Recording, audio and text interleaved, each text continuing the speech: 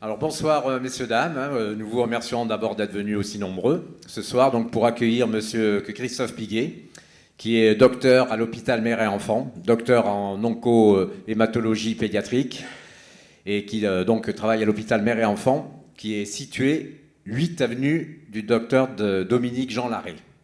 Et je crois, si je ne m'abuse, que c'est justement cette adresse qui a incité monsieur Piguet à s'intéresser plus particulièrement à ce docteur Larrey et à faire des recherches pour effectivement en savoir plus, et qui a fait donc à la suite de ces nombreuses recherches, qui va pouvoir vous présenter à la fois l'originale personnalité de ce docteur Larrey, et puis toutes ses pérégrinations sur les champs de bataille de la grande armée napoléonienne qu'il a suivi en tant que chirurgien en chef notamment. Voilà, donc je vais pouvoir passer la parole à monsieur Piguet pour sa conférence.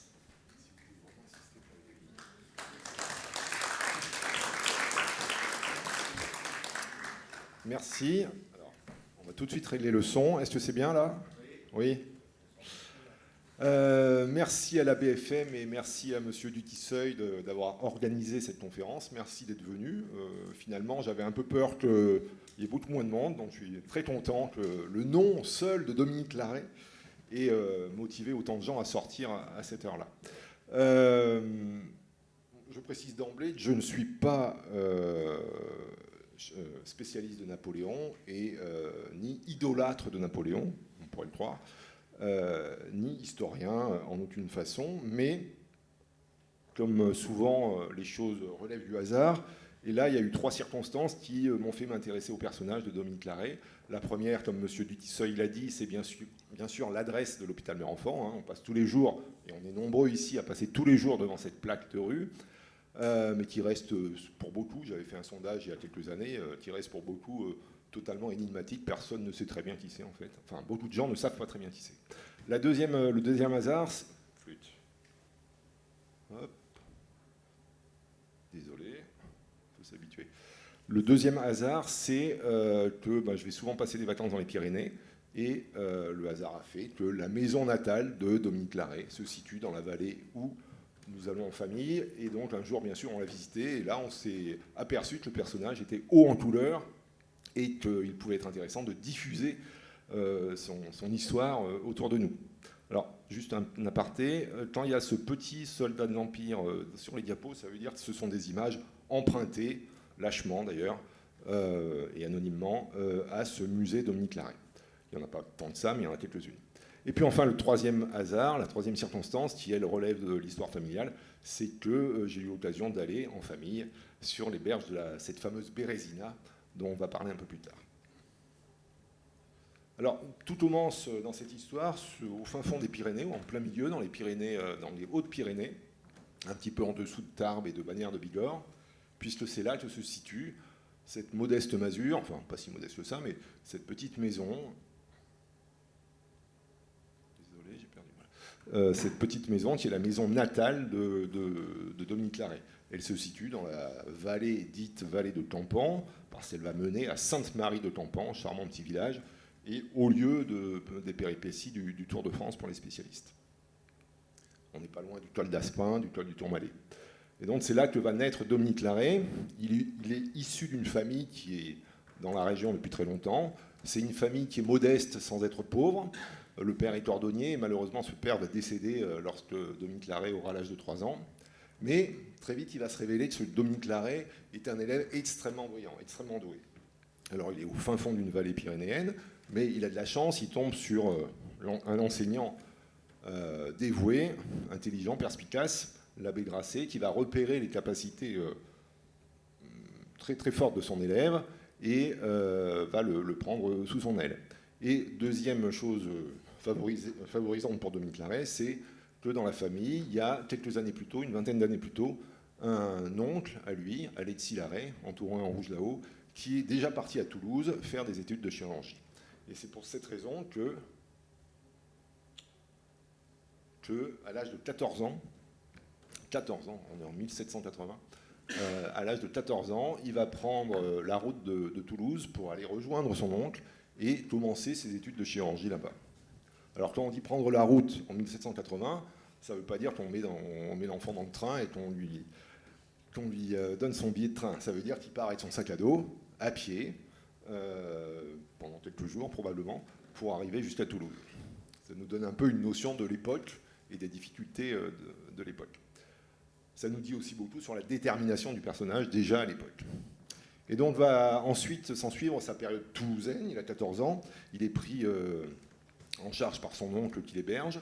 Il y aura une première année qui va être consacrée à ce qui se faisait beaucoup à l'époque, hein, les humanités, le latin, autrement dit toutes les sciences, philosophie, français, histoire, etc. Surtout beaucoup de latin. Mais très vite, il va être admis à faire la visite avec son oncle, qu'il prend sous son aile, à l'hôpital Saint-Joseph de la Grave. Et très vite, il va s'intéresser et se passionner pour tout ce qui est anatomie et petite chirurgie. Dès le début, il a cette particularité qui va être constante chez lui tout au long de sa vie, c'est de s'intéresser absolument à tout. La deuxième constante, désolé. La deuxième constante, c'est d'être toujours dans les concours qu'il va passer, toujours le plus jeune à le passer et toujours le premier en termes de classement. Ça, c'est vraiment quelque chose qui ne va pas le quitter dans ses jeunes années. À 15 ans, il passe le concours de sous-aide d'anatomie. En gros, c'est l'équivalent d'une place d'externe. Il est reçu malgré son jeune âge. Et à partir de là, il est autorisé à faire des pansements, des saignées. Ça se faisait beaucoup à l'époque. S'occuper des abcès. Plus tard, il va passer un concours de procepteur d'anatomie, chef de travaux pratiques en gros. À 19 ans, un concours public pour la fonction de professeur-élève à l'hôpital Saint-Joseph, toujours à Toulouse, bien sûr. Ça ne veut pas dire qu'il est vraiment professeur de médecine ou de chirurgie, ça veut dire qu'il est autorisé à donner des cours aux élèves. Et puis finalement, il va passer le concours d'aide-major, c'est-à-dire l'équivalent à peu près de chef de clinique assistant, et finir par une thèse de chirurgie à l'âge de 20 ans, consacrée aux lésions osseuses de la tuberculose, dans laquelle il va développer sa théorie d'un virus, c'est-à-dire qu'ils ont déjà à l'époque la notion qu'il y a un agent extérieur, pathogène, responsable de cette tuberculose, et c'est là-dessus qu'il va passer sa thèse. Il a toujours été le plus jeune, toujours le premier, il commence à être brillant chirurgien, donc il avait une carrière toulousaine toute tracée s'il l'avait souhaité, mais il n'a pas envie de rester à Toulouse. Il pense à un moment partir en Amérique, bon, finalement il ne le fait pas. Il revoit sa mère donc, plusieurs années après être parti, et puis finalement, comme beaucoup à l'époque, et comme beaucoup encore maintenant, il file à Paris. Et à Paris, à ce moment-là, les circonstances étaient très favorables à la chirurgie. Un petit rappel sur l'historique entre les médecins et les chirurgiens. Hein. Il y a toujours une petite opposition entre les deux, et à l'époque, c'était encore plus net qu'aujourd'hui. Pendant le Moyen-Âge, finalement, c'était surtout les hommes d'église qui s'occupaient de tout ce qui était médical finalement, et à la fin du Moyen-Âge paraît un décret interdisant aux gens d'église de s'occuper des malades, parce que on considérait que les gens d'église n'avaient pas à toucher le sang en quelque sorte. Et à partir de là, il y aura d'une part les médecins, d'autre part les barbiers, d'autre part les chirurgiens, c'est-à-dire tous ceux qui sont habilités à s'occuper de tout ce qui est plaies, etc. Et bien sûr, les mieux placés pour s'occuper proprement de plaies, c'est ceux qui ont les meilleures lames, et ce sont notamment les barbiers. À l'époque, ces barbiers chirurgiens, étaient donc autorisés par exemple, à trancher les abcès, mais toujours sous contrôle médical. Les médecins parlaient latin, les chirurgiens parlaient français. C'était une des petites différences qu'il y avait à l'époque. Et les chirurgiens travaillaient sous contrôle médical. Ça, c'était avant le début du XVIIIe siècle. Et puis survient Louis XIV et sa fistule. Vous avez déjà entendu parler de cette histoire de fistule de Louis XIV. Il fait beaucoup de cheval. À l'époque, on fait beaucoup de lavements. Il mange très gras. Et il a donc, comme beaucoup à l'époque, comme beaucoup de gens, une fistule anale mal placée, et pour laquelle tous les traitements médicaux qui vont être faits, alors ils étaient limités les traitements, c'était des bouillons, c'était des lavements, c'était différentes choses, mais rien ne marchait. Jusqu'à ce qu'enfin, un certain François Feilly de Tassy, un chirurgien, propose de s'occuper de lui et va mettre au point un écarteur que vous avez ici, et surtout un bistouri un peu spécial de sa conception à lui, complètement inventé par ce Féis de Tassy. Alors il ne va pas aller directement tester son écarteur sur le roi quand même, ça ne se fait pas comme ça. Donc on va lui ouvrir les prisons ou les hospices, et il va s'entraîner sur 75 cobayes avec son bistouri, avant de se mettre sur le roi. Et l'opération de Louis XIV va durer 3 heures. Tous les témoignages attestent que le roi était très courageux, il n'y avait pas d'anesthésie, hein. Mais enfin il était là, les fesses en l'air, avec ce bistouri manié par le chirurgien, et coup de chance, la fistule a guéri. Donc bien sûr, ça a, fait une publicité incroyable pour la chirurgie. Ça a permis à la chirurgie de s'individualiser par rapport à la médecine. Et à partir de là, au XVIIIe siècle, apparaissent une officialisation des études chirurgicales, la création d'un cours dans ce qui sera plus tard le Muséum d'histoire naturelle, des chaires de chirurgie à peu près équivalentes à la fac de médecine, et une académie royale de chirurgie en 1737 à Paris, et ultérieurement dans certaines villes de France. Et tout ça contribue à faire de l'école française de chirurgie une école réputée. C'est une époque où il ne faut pas s'imaginer qu'il n'y avait pas d'échange entre les pays. Il y avait beaucoup de chirurgiens anglais, par exemple, qui venaient en France se former pour être initiés à la chirurgie française.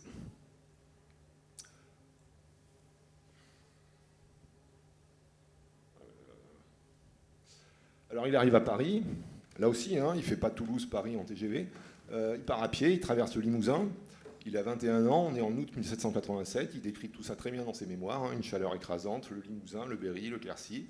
Pour la petite histoire, Guillaume Dupuytren avait fait exactement le même trajet 7 ans avant, et je crois que c'est 7 ans après que Alexis Boyer, un autre chirurgien célèbre de la région, fera lui aussi le même chemin à pied.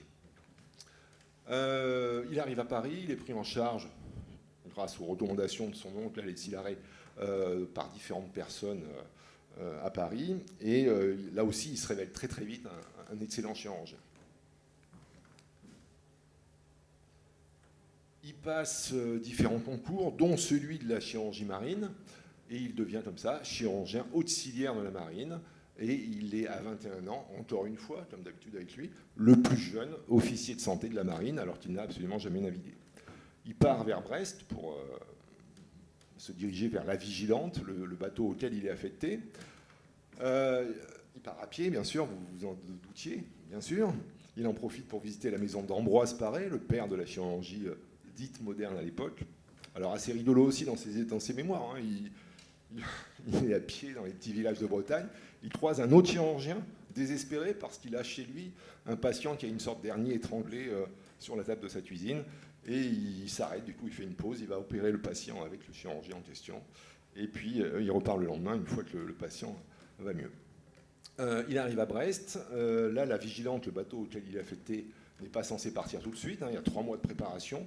Donc 3 mois pendant lesquels Dominique Larrey va apprendre les règles de navigation, se renseigner sur comment ça marche un bateau, qu'est-ce qui s'y passe, enfin, qu'est-ce qu'on peut être amené à rencontrer, et à partir de là, élaborer une discipline très stricte qui va être observée pendant tout le trajet qu'ils vont faire. Ils vont aller à Terre-Neuve, dans l'hémisphère nord d'Amérique, et pendant toute la durée du voyage, une discipline très stricte va être imposée par Dominique Larrey, avec un pont qui est savonné tous les jours, des cales qui sont nettoyées.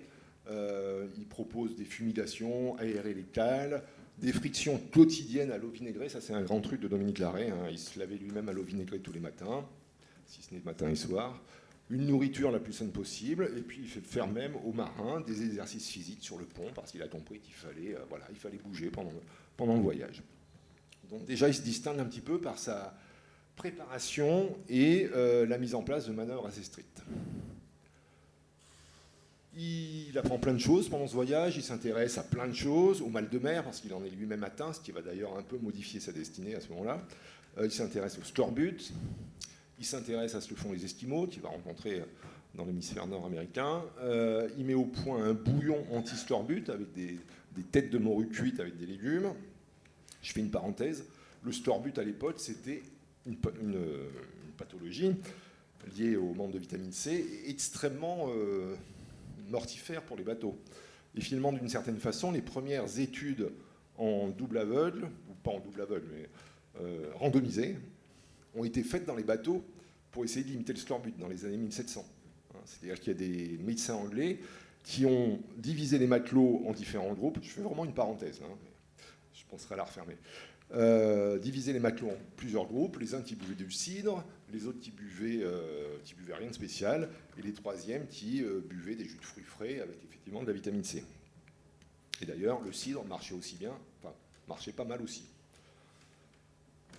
Sauf que quand ils ont refait l'expérience dans les temps plus modernes, ça ne marchait plus avec le cidre. Et sans doute parce que la méthode de conservation et de préparation du cidre n'était plus la même. Je ferme la parenthèse. Donc le scorbut était vraiment un problème très très prégnant à l'époque, et il s'y intéressait. Et d'ailleurs, il n'a eu aucun mort sur les 80 membres d'équipage. Il n'a eu aucun mort.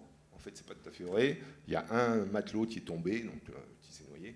Mais sinon, il n'y a pas eu de mort par maladie pendant son voyage qui a duré à peu près 6 mois, aller-retour vers l'hémisphère américain nord.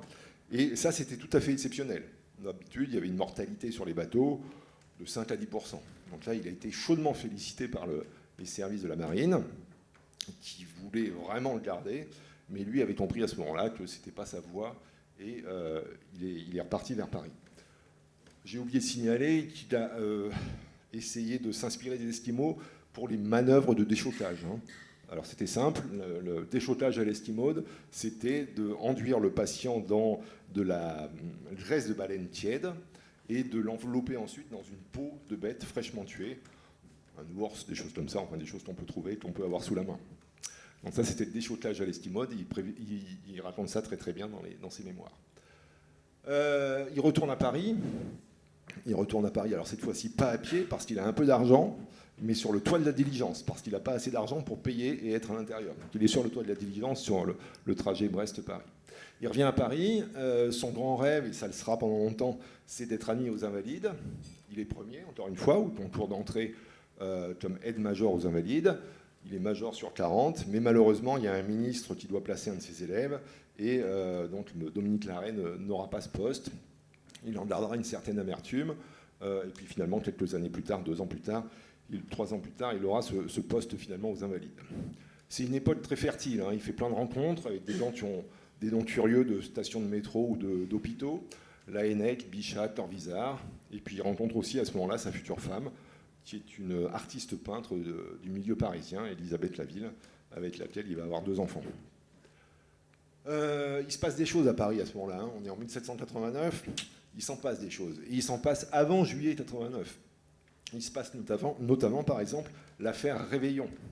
L'affaire Réveillon, c'est quoi ? Eh ben, c'est une entreprise de papier peint qui se trouve dans le faubourg Saint-Antoine. Et cette entreprise Réveillon, là aussi, j'ouvre juste une petite parenthèse, c'est une entreprise très prospère, qui a un grand parc, en plus des bâtiments, qui a un grand parc, et c'est dans ce parc que s'est élevé pour la première fois un vol humain habité de Montgolfière en 1783, quelques années avant. C'est de ce parc qu'est parti Pilâtre de Rosiers et le marquis d'Arlande.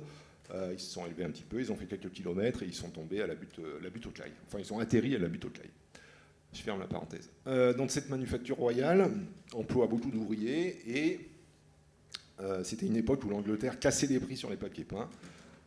Donc il y avait des soucis financiers pour cette manufacture, et un bruit a couru que les salaires allaient être divisés par 2. Donc manifestation, début de révolte, les ouvriers sont dans le bâtiment que vous voyez, balancent des choses sur les gendarmes mobiles qui sont dessous, ça finit en émeute et en fusillade, et il y a un afflux de blessés à l'Hôtel-Dieu, où est Dominique Larrey à ce moment-là, et c'est là qu'il va pouvoir mettre en place ses premiers préceptes de chirurgie de guerre, hein, qui vont rester toujours les mêmes: repérer et trier les cas les plus graves, nettoyer les plaies, les simplifier pour mieux les suturer, immobiliser les fractures, et parfois, rarement heureusement, mais parfois, discuter l'indication d'une amputation. Il est à la Bastille en juillet 1789, il est dans les environs, et il va même monter une petite brigade de chirurgiens pour venir en secours aux révolutionnaires. Un peu plus tard, il est mobilisé pour la première fois comme chirurgien dans une armée, et en l'occurrence, c'est l'armée du Rhin, celle qui a à faire face à la première coalition. On est en 1792. Il est sous les ordres du général Custine, et à l'époque, c'était assez simple pour les blessés de guerre, en fait, hein. On ne les ramassait pas. Ou alors, Plus exactement, on attendait au pire le lendemain de la bataille, puisqu'on ne devait pas intervenir avant la fin de la bataille. Et parfois, ça durait longtemps, une bataille. À ce moment-là, on les emmenait dans un lieu dédié. J'ai oublié de dire que les médecins devaient rester à 4 km des combats pendant toute la bataille, intervenaient à la fin de la bataille, emmenaient les blessés ailleurs. Et donc, tout ça mettait parfois beaucoup de temps, et les blessés restaient parfois à agoniser dans leur sang pendant plus de 24 heures. Dans les meilleurs cas, parce que souvent, ils étaient achevés sur place. Les brancards de fortune étaient vraiment de fortune, très instables. Donc, c'était des conditions extrêmement difficiles pour les blessés. Son baptême du feu, ça va être un peu après la bataille de Valmy. Bataille de Valmy, vous connaissez, hein, c'est la bataille fondatrice, en quelque sorte, pour sauver la République. Il y a la France républicaine d'un côté, si on veut faire les gentils et les méchants, et puis en face, tous ces méchants empires, notamment la Prusse, qui voudraient remettre Louis XVI à sa place, et qui regardent avec mépris cette armée de révolutionnaires en nu-pieds. Mais finalement, les Français vont gagner et repousser l'attaque prussienne. Et puis un peu plus tard, après la bataille de Valmy, il y a une bataille de Spire, et là, c'est le baptême du feu de l'arrêt. Et là, il se fait remarquer, comme souvent, puisqu'il n'écoute pas du tout les ordres. Il va chercher les blessés en première ligne, il les prend sur son dos, il les ramène un peu plus près des Français, et il les opère extrêmement rapidement. Donc il ne respecte absolument pas les consignes, et c'est par ce manque de respect des consignes qu'il va être mis aux arrêts au nom du règlement. Mais en même temps, le général Custine va le féliciter au nom tout simplement de l'humanité. Il est représenté ici d'ailleurs sur cette peinture. Désolé, je me trompe de bouton. Ah, puis il file vite. Hein.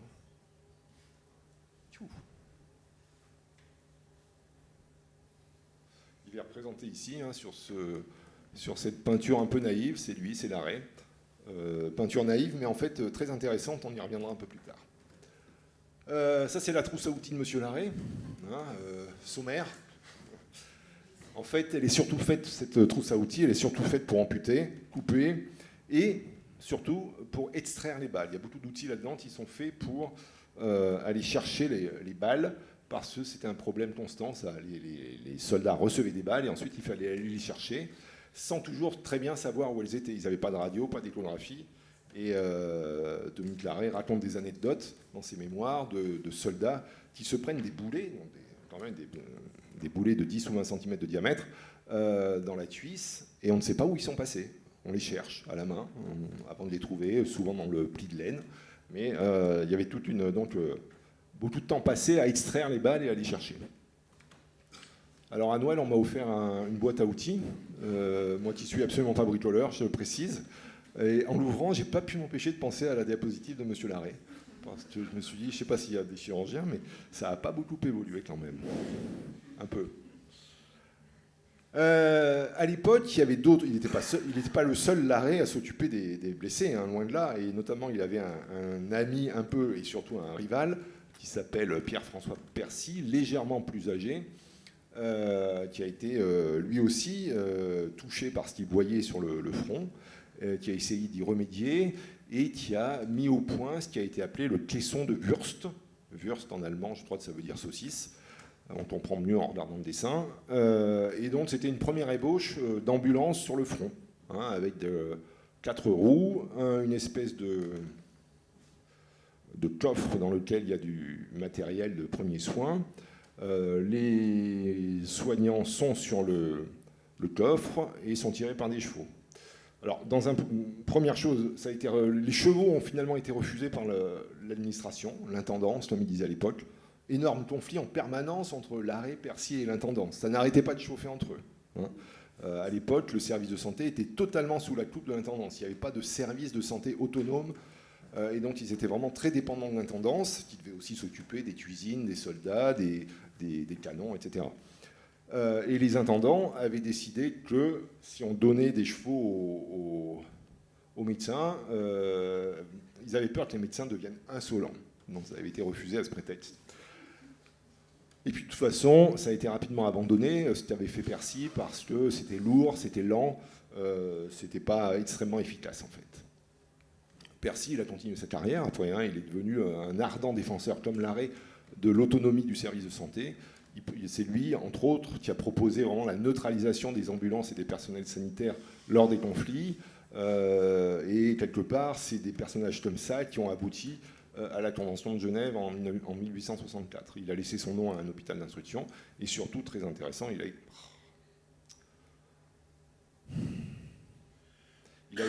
il a écrit ses mémoires, que je n'ai pas encore lues, mais qui, paraît-il, sont extrêmement intéressantes. Revenons sur l'arrêt. L'arrêt, toujours pareil. Hein. Il observe ce qu'il y a autour de lui, il réfléchit très rapidement et il applique. Et là, c'est ce qu'il fait en regardant autour de lui les pièces d'artillerie. Les pièces d'artillerie, il y avait ce qu'on appelait l'artillerie volante à l'époque, qui était une pièce maîtresse et essentielle dans les conflits, puisqu'elle permettait de tirer des boulets de canon et puis rapidement de partir ailleurs pour éviter de se reprendre d'autres boulets en retour. Exactement le principe des canons César en Ukraine. Hein. C'est pour ça qu'ils ont du succès, ces canons, parce qu'on tire sur les Russes, on tire et on dégage très rapidement pour éviter d'être repéré et de se prendre une rafale en retour. Donc c'est exactement sur ce principe-là que lui met au point ce qui va être à la base. Désolé, à la base de sa renommée, c'est l'idée de l'ambulance volante. Idée qui consiste tout bêtement à créer des unités mobiles, des équipes mobiles de chirurgiens, d'assistants et d'infirmiers. Alors au début, il fait un système de chevaux, de paniers avec du matériel de premier secours et des civières pour l'évacuation. Le résultat n'est pas complètement satisfaisant, donc il va perfectionner ça. Il est têtu et il arrive à l'idée de voitures suspendues, primo. Et deuxièmement, et c'est là que c'est typiquement du Larrey, une priorisation selon l'état des blessures et absolument pas selon le grade, ce qui bien sûr était un petit peu à contre-courant de ce qui se faisait à l'époque. Sa première expérimentation de ces ambulances volantes, ça va être à Coblence, fin 1792. Vous les voyez un petit peu détaillés ici, hein, très bien, très pratique. S'il y a 2 roues, c'est qu'il y a 2 blessés. S'il y a 4 roues, c'est qu'il y a 4 blessés. C'est tiré par des chevaux. C'est suspendu. Il y a une suspension. La voiture ne tape pas, en quelque sorte. Ça s'ouvre très facilement. Et puis, associé à cette ambulance volante, bien sûr, il y a toute une équipe qui est constituée d'un chirurgien major, d'aides-chirurgiens, d'externes chirurgiens, de pharmaciens, d'infirmiers. Et puis, il y a même un trompette et un tambour pour faire un peu de musique pendant qu'on soigne les blessés. Enfin, je pense surtout qu'elle servait à se signaler, à donner des informations aux autres. Mais en tout cas, c'est assez amusant de voir comment était constituée cette équipe. Là, c'est dans la maison natale de Dominique Larrey, dans la vallée de Campan, que j'ai montré tout à l'heure. Il n'y a plus d'ambulance d'origine. À ma connaissance, il n'y a plus d'ambulance. En tout cas, dans les musées principaux parisiens, il n'y en a plus. Ce sont des reconstitutions qui ont été faites par des écoles d'ébénistes. Et c'est là qu'on admire le travail, avec des portes tout lissantes sur le côté. On a presque envie de s'y installer. Les années continuent à s'écouler. Il se marie en 1794 avec la fameuse peintre qu'il avait rencontrée préalablement.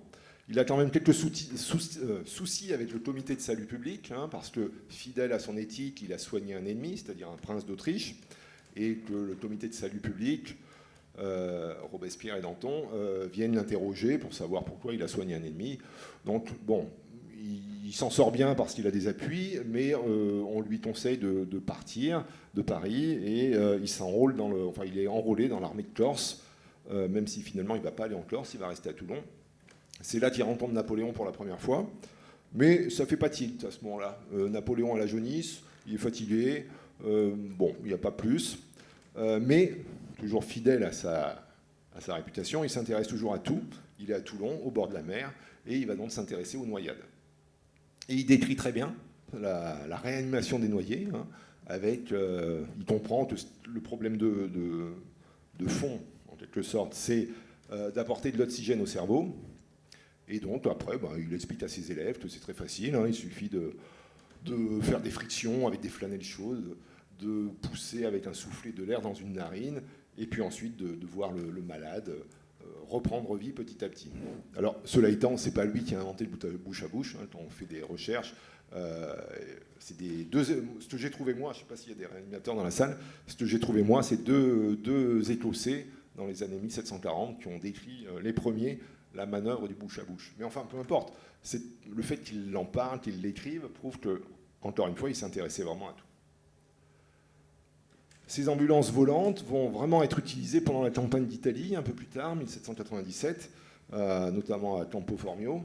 Et là, pour le coup, Napoléon va le remarquer, lui adresser des compliments extrêmement flatteurs. Hein. Votre œuvre est des plus hautes conceptions de notre siècle, il suffira à elle seule à votre réputation. Il n'avait pas complètement tort. Je fais encore une parenthèse, mais bon, on peut reprocher plein de choses à Napoléon, et vraiment, je ne suis pas un idolâtre de Napoléon, mais c'était certainement quelqu'un qui savait reconnaître les gens de valeur autour de lui, et savait les attraper et les pousser vers le haut. C'est d'ailleurs une époque de grand brassage social qui va permettre justement à beaucoup de gens de gravir les échelons grâce à leur mérite. Le principe de cette ambulance volante a été largement repris par la suite, d'ailleurs est toujours d'actualité. En 1914, vous avez des exemples de camions, bien sûr, d'ambulances motorisées désormais, bien sûr, mais qui reposent finalement exactement sur le même principe, c'est-à-dire aller chercher le blessé dès qu'il est touché et le prendre en charge le plus rapidement possible.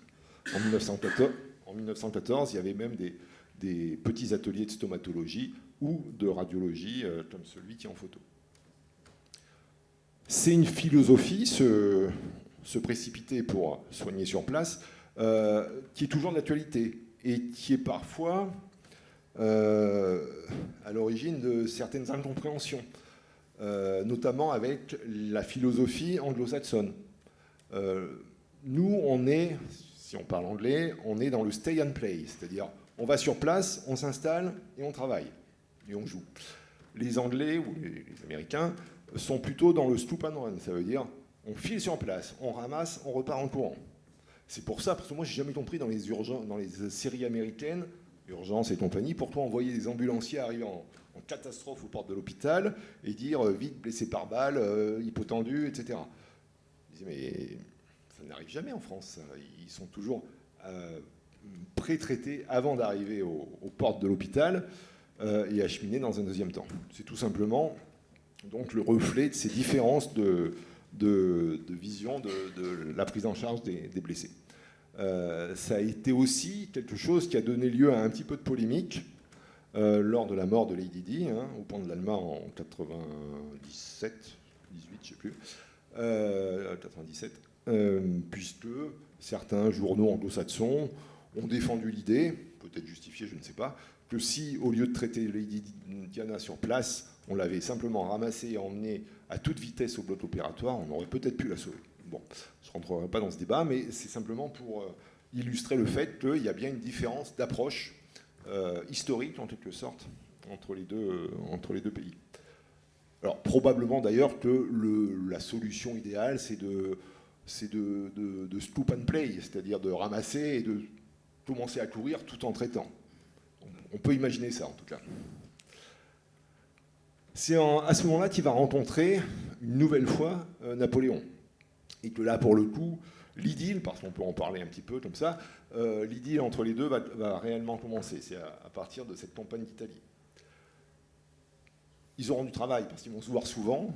S'il faut soigner les blessés de Napoléon, il va y en avoir quelques-uns autour de toutes ces batailles innombrables, en quelque sorte, qui vont s'écouler.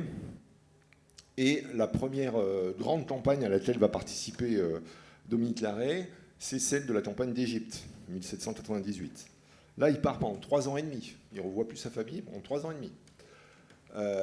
Et là aussi, il a une activité absolument débordante. Pendant tout son séjour en Égypte, il va déborder d'activités, il va fonder des hôpitaux, créer une école de chirurgie pratique au Caire. Il faut réaliser ce que c'était que la campagne d'Égypte. C'était la partie scientifique de la campagne d'Égypte qui était menée par les 4 scientifiques dont vous voyez les noms là-haut, mathématiciens, naturalistes, biochimistes, partaient avec une armada de scientifiques, des mathématiciens, des architectes, des antiquaires, des sculpteurs, des musiciens, au hasard, un ingénieur du génie, orientaliste, littérateur, imprimeur, minéralogiste, une véritable armada de scientifiques ou de techniciens, puisqu'ils étaient à peu près 154, et que d'ailleurs 20 mourront là-bas. Et donc, dans cette hyperactivité de Dominique Larrey en Égypte, il y aura plein de choses. Il va parfaitement le rapporter dans ses mémoires et dans les différents écrits qu'il va nous laisser après. Les effets bénéfiques de la mouche bleue sur les plaies, par exemple. Il décrit les symptômes de la bilharziose, sans bien sûr connaître l'agent de la bilharziose. À l'époque, on ne connaissait pas encore. Mais il décrit très bien le fait que les militaires, après baignade dans le Nil, ont tendance à pisser rouge. Il repère l'hématurie et la splénomégalie chez les paysans du Nil. Il va s'emporter contre les décisions. Parfois, il a d'autres activités. Le général Kléber est assassiné par un révolutionnaire égyptien. Et c'est lui qui va faire l'embaumement du corps du général Kléber et puis le renvoyer à Paris. Il y a des petites anecdotes aussi. Il soigne un bey, c'est-à-dire un fonctionnaire du sultan, en quelque sorte. Et il va se voir offrir un talisman, d'une part, d'une grande valeur, qui va finalement lui être volé à Waterloo par les Prussiens. Et il se voit offrir 12 odalisques. Vous savez tous ce que c'est une odalisque. C'est une jeune femme qui travaille dans un harem. Et donc il y a comme ça un bey qui va lui offrir 12 odalisques dont il ne saura apparemment pas très bien quoi faire. Il y aura des rumeurs à Paris là-dessus. Les gens vont se servir de ça pour dire Larrey, il s'amuse bien en Égypte. Donc sa femme va être un petit peu embêtée par ça. Il va être obligé de lui faire une belle lettre en lui disant « Mais non, je n'aime que toi, bien sûr ». C'est sûrement vrai d'ailleurs. Connaissant le personnage, il était vraiment très entier. Donc il fait plein de choses. Et notamment, il adapte ses ambulances volantes aux conditions locales. Toujours vif et inventif. Donc les chevaux là-bas, c'est bien, mais le dromadaire, c'est mieux. Et puis surtout, c'est solide. C'est résistant. 6 jours sans boire, 15 kg de graisse dans la bosse. Ça peut faire 200 km par jour dans le sable, ou alors 70 avec 250 kg sur le dos. C'est haut, 2 mètres, mais c'est très souple. Il y a une suspension très agréable. Donc il transforme son ambulance volante, il met des petites civières sur le dromadaire. Et voilà, on n'a pas de photos, bien sûr, mais on a des représentations. Les pieds ballottent un peu dans le vide, mais bon, c'est quand même pas mal. Il est présent lorsqu'il y a une terrible épidémie de peste noire parmi l'armée de Napoléon. Et ça pose d'énormes problèmes à l'armée, parce que les soldats ont très très peur de la peste, qui fait beaucoup de ravages. Et c'est très bien illustré dans ce tableau. Je ne sais plus quelle année, après la campagne bien sûr. On voit plein de choses dans ce tableau, parce que ça se situe à Jaffa, au sud de Tel Aviv. On a une espèce de lumière divine qui tombe du ciel, un drapeau français tout en haut qui paraît très démesuré. Les malades les plus graves sont en bas à gauche, dans la pénombre. Les malades un peu moins graves sont à droite dans la lumière. Et puis il faut situer le contexte. C'est un moment où il y a cette peste noire, les soldats sont démoralisés. Donc il est important que le général en chef fasse une visite auprès de ces pestiférés pour rassurer un peu les gens. Desgenette lui-même, le médecin Desgenette, un grand médecin de l'époque que vous voyez derrière, là, c'est celui qui est caché derrière Napoléon. Voilà, ici. Desgenette lui-même a fait semblant, je crois, plutôt que de le faire vraiment, semblant de s'inoculer la peste devant les soldats pour les rassurer. Et Napoléon, d'après les faits, aurait même pris un soldat pestiféré dans ses bras pour l'aider à se déplacer. C'est pas sûr que ce soit complètement vrai. Mais en tout cas, Larrey était présent ce jour-là, et il raconte ça, effectivement, qu'il n'était pas d'accord, lui, il n'était pas du tout d'accord avec le fait que Napoléon se mette au contact des pestiférés, il pensait que c'était idiot, il avait sans doute raison, mais enfin, Napoléon y va quand même.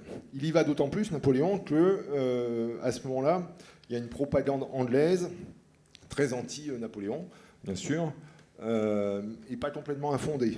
Napoléon a failli, a proposé à Desgenette l'euthanasie de tous les malades pestiférés.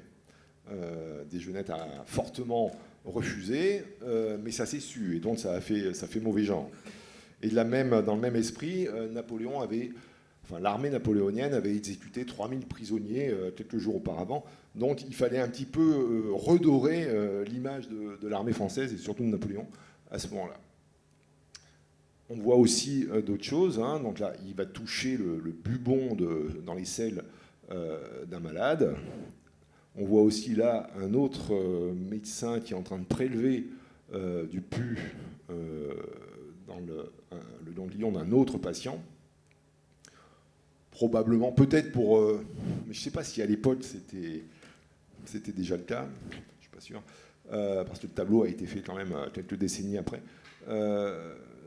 Peut-être dans l'idée de faire une vaccination à d'autres patients. Et puis là, on voit aussi un patient avec un bandeau sur les yeux, atteint sans doute d'ophtalmie, parce qu'il y avait énormément, et d'ailleurs Larrey lui-même en a souffert, de gens qui avaient des conjonctivites, des kératites très sévères liées au sable, au soleil, au vent qui soufflait là-bas. Et d'ailleurs, il avait publié à son retour un petit mémoire sur l'ophtalmie en Égypte. Il va raconter tout ça quand il va revenir à Paris, et ça aura un énorme succès en France et ailleurs d'ailleurs, parce qu'il décrit très très bien toutes les difficultés que a rencontrées l'armée française, l'armée napoléonienne là-dedans. Il est quand même très net dans ses descriptions. Vicissitudes, pénible privation, plaine immense d'une effrayante aridité, eau bourbeuse, dévoré par la soif, accablé par la chaleur. Il n'hésite pas à décrire ça de façon extrêmement forte. Il décrit d'autres pathologies, les filarioses, et ça aussi, ça diffuse bien. Là, vous avez un exemple d'article qui paraît en Angleterre sur la relation par Dominique Larrey de ces pathologies infectieuses parasitaires, mais dont à l'époque on ne sait pas encore qu'elles sont parasitaires, bien sûr, puisque l'agent causal ne sera identifié qu'en 1840. Il s'intéresse bien sûr aussi aux blessures de guerre, c'est quand même son dada numéro 1, puisque l'armée française là-bas va rencontrer beaucoup de mamelouks. Les mamelouks, c'est des esclaves affranchis, des esclaves des musulmans, qui en général ne sont pas musulmans eux-mêmes, donc des prisonniers d'autres régions, faits esclaves, puis affranchis, à condition qu'ils forment des milices et qui ont des sabres courbes, à l'inverse de l'armée française, qui font des blessures extrêmement redoutables. Et quand il revient, il va raconter beaucoup de choses là-dessus. Ça va être le thème principal, relation chirurgicale de l'expédition d'Orient, qui va connaître un grand succès, et avec des dogmes qui commencent à se préciser. Si l'amputation est nécessaire, il faut la faire le plus tôt possible. C'est comme ça qu'on évite la gangrène, le tétanos et les complications infectieuses. Il faut le faire rapidement, et pour ça, il a été le champion du monde. 2-3 minutes. Avec des détails techniques de découpe pour avoir un cône inversé, en pensant déjà, dès à ce moment-là, à la possibilité de mettre une jambe de bois, privilégier la désarticulation plutôt que l'amputation transosseuse. Et puis, sur les plaies de poitrine, il avait des idées qui étaient un petit peu en avance, finalement, et notamment le fait qu'il fallait obtenir des plaies à thorax fermé. Il va s'intéresser au drainage pleural, au drainage péricardique. Il est très actif toujours, et manuellement et intellectuellement. Il rentre à Paris, et là, il passe sa thèse, en fait. Ça peut paraître surprenant qu'il ne passe sa thèse à ce moment-là, mais il a remis à Napoléon, parce que ça y est, il est connu, il est renommé. Napoléon lui demande un rapport sur les conditions d'exercice de la médecine en France. Il lui remet un rapport sur lequel Napoléon va s'appuyer pour rétablir certaines choses, et notamment que la thèse soit à nouveau obligatoire. Et c'est pour ça qu'il va passer une thèse qui sera la numéro 1, consacrée aux amputations suite à des coups de feu. Il réexplique toutes ces techniques, et c'est vrai, encore une fois, que pour l'amputation, il a été renommé pour la qualité et la rapidité de ses opérations, puisque par exemple dans une bataille comme Borodino, un petit peu avant Moscou, on dit qu'il a amputé 200 personnes, 300 peut-être à Eylau, avec une technique très très sûre, toujours la désarticulation plutôt que l'amputation, ça permet d'aller beaucoup plus vite, profiter de l'anesthésie, de la sidération post-traumatique, pour essayer de faire ça le plus rapidement possible. Avec cette phrase, en différant l'amputation primitive, c'est-à-dire en ne le faisant pas, on perd plus d'individus qu'on ne sauve de membres. Un style très de l'époque, mais qui parle très très bien. Alors la chirurgie militaire, par ailleurs, au niveau du temps de l'arrêt, c'était au niveau de la tête et du cou, les plaies de la face étaient suturées immédiatement. Au niveau du thorax, les plaies de poitrine étaient refermées. Au niveau de l'abdomen, on ne faisait pas grand-chose, En général, on pouvait essayer de guérir les lésions du côlon fistulisées à la peau. Dans la vessie, on enlevait les projectiles et on mettait une sonde. Et au niveau des membres, on l'a vu, on pratiquait fréquemment l'amputation. Il n'y avait pas d'anesthésie. Il fallait compter sur la rapidité opératoire du chirurgien. Parfois, il y avait un petit verre de gnôle et parfois du laudanum, c'est-à-dire de l'alcool et de l'opium. Pour la fièvre, le traitement de l'épote, c'était le rhum et du citron avec du sel et du poivre. Bon, je ne sais pas si ça marchait si bien que ça. Mais il ne s'intéressait pas qu'à la chirurgie. Il raconte tout ça très bien dans ses mémoires et dans les articles qu'il a publiés à l'époque. Il s'est intéressé au tétanos. Il a parfaitement compris, et ça c'est vraiment passionnant de le lire, que le tétanos progresse dans les fibres nerveuses, passe par les fibres nerveuses à partir de la plaie d'origine. Il s'aperçoit que le tétanos est plus fréquent chez les sujets qui ont qui ont une plaie liée à une balle plutôt qu'un coup de couteau ou un sabre. Ce qui paraît-il est logique, parce que les balles des Turcs, notamment des musulmans qui étaient leurs ennemis en Égypte, étaient pleines de petits picots. Et ça favorisait le passage du tétanos. Tout ça, bien sûr, on l'a compris qu'après. Et je rappelle que le bacille du tétanos et sa toxine, responsable de la maladie et qui diffuse le long des gaines nerveuses, n'ont été identifiés que presque un siècle plus tard. Mais il avait déjà compris, lui, que si on nettoyait bien la plaie originelle, eh ben on pouvait, en cautérisant, en brûlant en quelque sorte les racines nerveuses, on pouvait éviter et diminuer le tétanos. Pareil pour le typhus. Il comprend, alors que le germe n'est découvert qu'en 1910, le caractère épidémique. Il y a moins de typhus dans la garde impériale, parce qu'il y a plus d'ordre, il y a plus d'argent attribué à la garde en quelque sorte, donc c'est plus propre que le reste de l'armée. Il comprend le rôle de l'hygiène. Il ne sait pas encore que c'est les poux qui transmettent, mais il comprend le rôle de l'hygiène et les mesures prophylactiques qui vont avec. En Égypte, il va passer son temps à ramasser les guenilles et les draps usés des malades et de faire de grands feux. Il s'intéresse à plein de choses. Le trou de Trépon, je passe très vite, là, parce qu'on ne peut pas s'étaler là-dessus, mais la chirurgie des abcès cérébro-méningés, en tout cas ceux qui sont superficiels, bien sûr. Il décrit les anévrismes et la syphilis. Il décrit assez bien la rétraction artérielle lors des caillots sanguins. Il s'intéresse aux techniques de ponction pleurale et péricardique. Il invente de nouveaux types d'aiguilles à suture qui vont lui valoir une médaille d'or de l'Académie de chirurgie. Plein de choses. Il y a 3 jours, je découvre la relation d'une mastectomie faite par Dominique Larrey. Très intéressant. Enfin, il ne faut pas le dire, honnêtement, ça fait trop peur.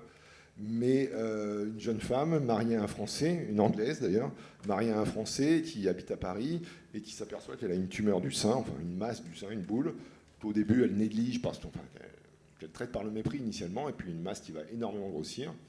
Et elle va se faire opérer par Larrey. Alors pas à l'hôpital, chez elle.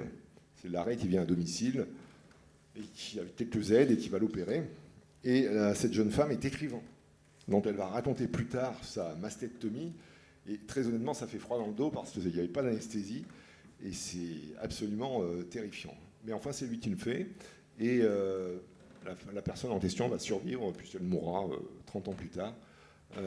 Est-ce que c'était vraiment un cancer? On ne saura jamais. Mais c'est une nature assez intéressante, même si elle fait froid dans le dos. Sa méthode, c'est celle de l'école française de l'époque, qui l'est toujours, j'espère d'ailleurs, c'est-à-dire une méthode anatomo-clinique. On part des symptômes, on réfléchit, on s'appuie sur l'anatomie ou sur la physiologie, et voilà, on fait sa théorie comme ça. Il a cette particularité aussi de ne pas hésiter à collaborer, ou à s'inspirer d'ailleurs, des médecins étrangers. Il collabore beaucoup, il communique beaucoup avec les médecins allemands, médecin russe. Chaque fois qu'il est en campagne, surtout ce sera après ça, mais lorsqu'il va être beaucoup en Allemagne, en Autriche, en Prusse, ou voire même en Russie, il est souvent en contact étroit avec les soignants locaux, les chirurgiens. Il n'hésite pas à donner des cours et à organiser des cours avec les chirurgiens étrangers. Mais son grand truc quand même, c'est les histoires de Napoléon. C'est important. Comme il le dit à son épouse, je suis de ceux qui sont attachés par des chaînes indestructibles au char du moderne Alexandre. Il assiste au couronnement de Napoléon en 1804. Ultérieurement, il sera fait baron d'Empire. Il lui arrive de garder quand même l'esprit critique. Cet instrument de la tyrannie causera sa perte et la ruine de la France. S'il avait su conserver son titre modeste de premier consul de la République, il aurait été vénéré du monde entier et serait resté l'idole du peuple français. Cette phrase est très juste, probablement. Hein. C'est-à-dire que si on n'avait pas eu les excès de Napoléon, il aurait pu faire sans doute beaucoup plus. On est dans les années où il va y avoir des batailles dans tous les coins de l'Europe, hein, de l'Est à l'Ouest et du Nord au Sud, avec des coalitions qui vont se former. Les Bleus, c'est nous. Au début, on est tout seul. Après, on n'est pas tout seul. Et puis à la fin, on est vraiment tout seul. Là, à la fin, on a envie de dire pouce, on arrête. Donc il y aura plusieurs coalitions, beaucoup de batailles. Et Dominique Larrey va être quasiment présent sur toutes les grandes batailles. Iéna en 1806, il n'y sera pas. C'est l'une des rares grandes batailles auxquelles il n'assistera pas. Mais sinon, toutes les autres, hein, celles qu'on connaît tous, Ulm, Austerlitz, Eylau, Friedland, Wagram, il y sera. Il sera aussi dans la guerre d'Espagne. Hein. Il ne va pas aimer du tout l'Espagne. Il trouvera que c'est une guerre absolument atroce, horrible et inexpiable guerre d'Espagne. Pourquoi il n'aime pas? Parce que d'abord, il y a des épidémies pendant toute la campagne d'Espagne qui font beaucoup de malades et de morts. Lui-même sera très malade d'ailleurs en Espagne. Et surtout, comme Napoléon est finalement assez peu présent dans la guerre d'Espagne, parce qu'il est obligé de rentrer souvent sur Paris, les choses sont dirigées par Murat et Soult, maréchal Soult, qui sera l'un des adversaires ennemis de Larrey, par ses excès, notamment vis-à-vis de la population espagnole, et son enrichissement personnel. On voit Larrey, là, sur celui qui est représenté ici, hein, sur ce tableau, posture héroïque, en train de soigner les blessés sur le champ de bataille, et si on fait attention, on voit cette petite ambulance volante, là, hein, c'est écrit dessus, ambulance. Donc, qui figure dans les tableaux. Il commence à être très connu là, à ce moment-là. Hein. C'est vraiment une figure de l'époque napoléonienne. Il est présent à Austerlitz. Hein. Austerlitz, c'est la plus célèbre des victoires, en tout cas, puisque les Français sont opposés aux Russes et aux Prussiens, et que par une manœuvre brillante, Napoléon va remporter la victoire. Il est surtout présent à Eylau. Eylau, on connaît moins que Austerlitz ou d'autres, mais c'est une bataille qui est absolument extraordinaire à Eylau. Enfin, extraordinaire. Sinistre. Ça se passe en février 1807. Ça se passe loin d'ici, très loin, hein, là, aux confins de la Prusse orientale, vers ce qui s'appelait à l'époque Königsberg, qui s'appelle maintenant Kaliningrad. Une bataille qui va rester longtemps incertaine. Bon, finalement, on peut considérer que les Français l'ont gagnée parce que les Russes se sont retirés. Mais à un tel prix qu'on peut se demander si la victoire valait la peine. On estime qu'il y aura à peu près 50 000 tués. Il fait un froid de canard, moins 15 degrés. Et à l'époque, c'était vraiment considéré comme la plus terrible bataille qu'on ait sans doute jamais vue. Ça commence très mal pour les Français. Hein. Ils sont aveuglés par le brouillard. Ils sont sous le feu de l'ennemi parce qu'ils n'avaient pas compris que les canons russes étaient juste devant eux. Donc il y a 900 soldats français tués en quelques minutes dans le brouillard. Napoléon se tourne vers Murat et lui dit « Mais est-ce que tu vas nous laisser tuer comme ça ?» Et là, Murat décide de faire la plus grande charge de cavalerie de l'histoire. En tout cas, c'est ce qui était dit à l'époque, avec 12 000 cavaliers qui partent d'un seul coup vers les troupes russes et prussiennes, ce qui va permettre de changer le cours de la bataille et finalement, d'une certaine façon, de l'emporter. Larrey est présent à cette bataille et il va opérer pendant la bataille et bien sûr après, dans une grange ouverte à tout vent, il fait moins 15. Les soldats ont pris les portes de la grange pour faire du feu, pour faire je ne sais quoi, donc elle est ouverte à tous les vents. À un moment, il y a un petit bataillon russe qui commence à s'approcher de la grange, donc Larrey lâche son bistouri, prend son épée, rameute ses infirmiers, ils arrivent, avec le concours de soldats sans doute, à repousser cette attaque, il reprend ses travaux de chirurgien.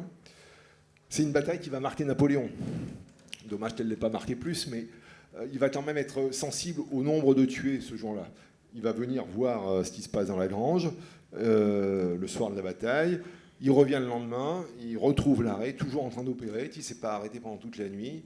Il y a d'autres acteurs qui ont publié leur mémoire et qui décrivent des monceaux de membres, bras et jambes coupés devant cette grange. Mais Larrey, lui, il est toujours là, insensible au froid, à la faim, à la fatigue. Et Napoléon, impressionné par cette activité débordante, va lui offrir une épée qu'on voit toujours actuellement. Elle est exposée au Val-de-Grâce et on peut la voir là-bas. Donc une bataille terrible qui va être représentée ultérieurement, mais finalement, contrairement aux autres tableaux qui étaient souvent avec des lumières un peu divines tombant du ciel, là, l'auteur a très bien rendu, l'auteur de la peinture, a très bien rendu le côté livide et blême de cette atmosphère. Une lumière qui est vraiment sinistre au fond, des morts un peu partout, une église fantomatique au fond, église d'ailleurs dont l'auteur, Jean-Paul Kaufmann, Netz-Otage, va faire en quelque sorte le thème central d'un ouvrage qui est plutôt intéressant à lire, et dans lequel il raconte son voyage sur la zone de la bataille d'Eylau, à l'occasion des 200 ans de la bataille en 2007. Un tableau où on voit donc bien sûr Napoléon au centre, mais là aussi, c'est un Napoléon soucieux finalement, parce qu'il l'était vraiment ce soir-là, sans doute. Ici, on voit un blessé ennemi qui vient baiser le pied de Napoléon, et puis on voit 3 maréchaux d'un côté, 3 maréchaux de l'autre, et puis on voit Murat avec son panache blanc là. On voit quelqu'un qui est ici, que vous avez peut-être reconnu, qui n'est pas Larrey, c'est Percy, le fameux Percy, qui est ici. Larrey a été un peu jaloux, paraît-il, de ça. Il aurait bien aimé être sur le tableau, mais c'est Percy qui a été choisi. Donc c'est une victoire avec des pertes énormes. Et finalement, ce que Napoléon n'a pas compris à ce moment-là, sans doute, c'est que ça préfigurait un petit peu la future campagne de Russie, cette bataille qui avait lieu dans un monde lointain, froid, glacial, lugubre. Il ne pouvait pas le savoir, bien sûr, mais c'était sans doute une sorte de prémonition de la campagne de Russie. Il est présent à Friedland, à la bataille de Friedland, en juin 1807, et surtout au moment de la paix de Tilsit, lors de cette entrevue entre les 3 belligérants, Napoléon, Alexandre de Russie et le roi de Prusse. Au milieu d'un fleuve, il va y avoir cette rencontre, et lui est invité, avec Percy d'ailleurs. Le tsar va lui remettre un cadeau, parce que le tsar connaît Dominique Larrey, et tient à visiter ses ambulances. Et là, j'ai mis ça parce que la campagne, la petite campagne, parce que là, quand même, il faut réaliser, ce Dominique Larrey vient du fin fond des Pyrénées. Et à ce moment-là, il est, avec le tsar, Napoléon, le roi de Prusse, invité. Il faut réaliser le destin de ce personnage, quand même. C'est là qu'on prend conscience du phénomène. Il est présent partout et il est très apprécié globalement. Enfin, en tout cas par les soldats. Il est très apprécié parce qu'il donne de lui. Il se bat comme un diable pour ses blessés. D'ailleurs, il est capable d'en prendre un sur les épaules, sur le front, pour le ramener juste à l'ambulance. C'est ce qu'il aura fait pendant la campagne d'Égypte. Il obtient de l'intendance qu'on abatte certains chevaux pour faire du bouillon anti-scorbut. Il fait passer les blessés en priorité lors du retour d'Égypte. Bref, il est surtout apprécié pour sa dextérité opératoire, bien sûr, son courage physique et sa probité.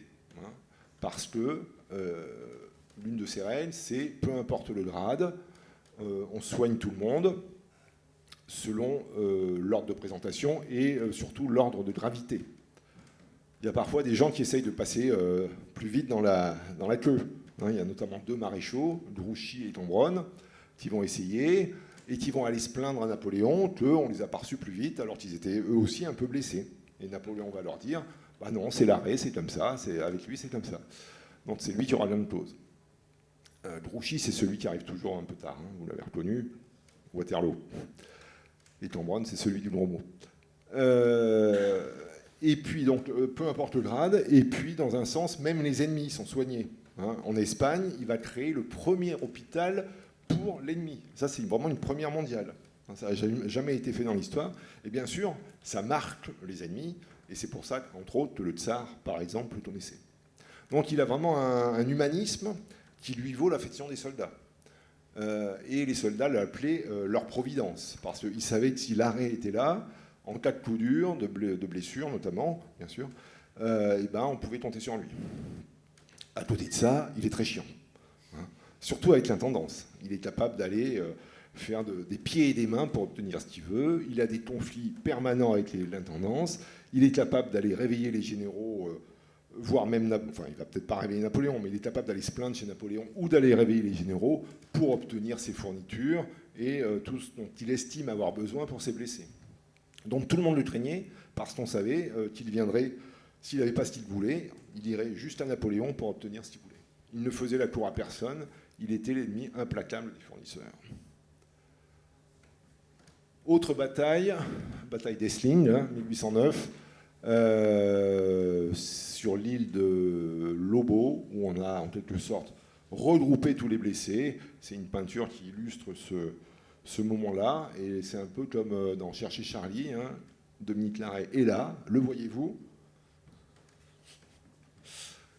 Allez, je vous le montre. Il est ici, bien sûr. Un peu pensif quand même. Est-il en train de se dire Napoléon va mal finir, où va cette histoire? Je ne sais pas. Mais enfin là, sur le tableau en question, il a l'air un peu pensif. Et puis parfois, on le voit sans le voir. Là, il n'y est pas, mais on voit ce qu'il a fait. Hein. Vous le devinez face à le... Vous le devinez, c'est lui qui a opéré ce maréchal. Ce maréchal, c'est le maréchal Lannes, L-A-2-N-E-S.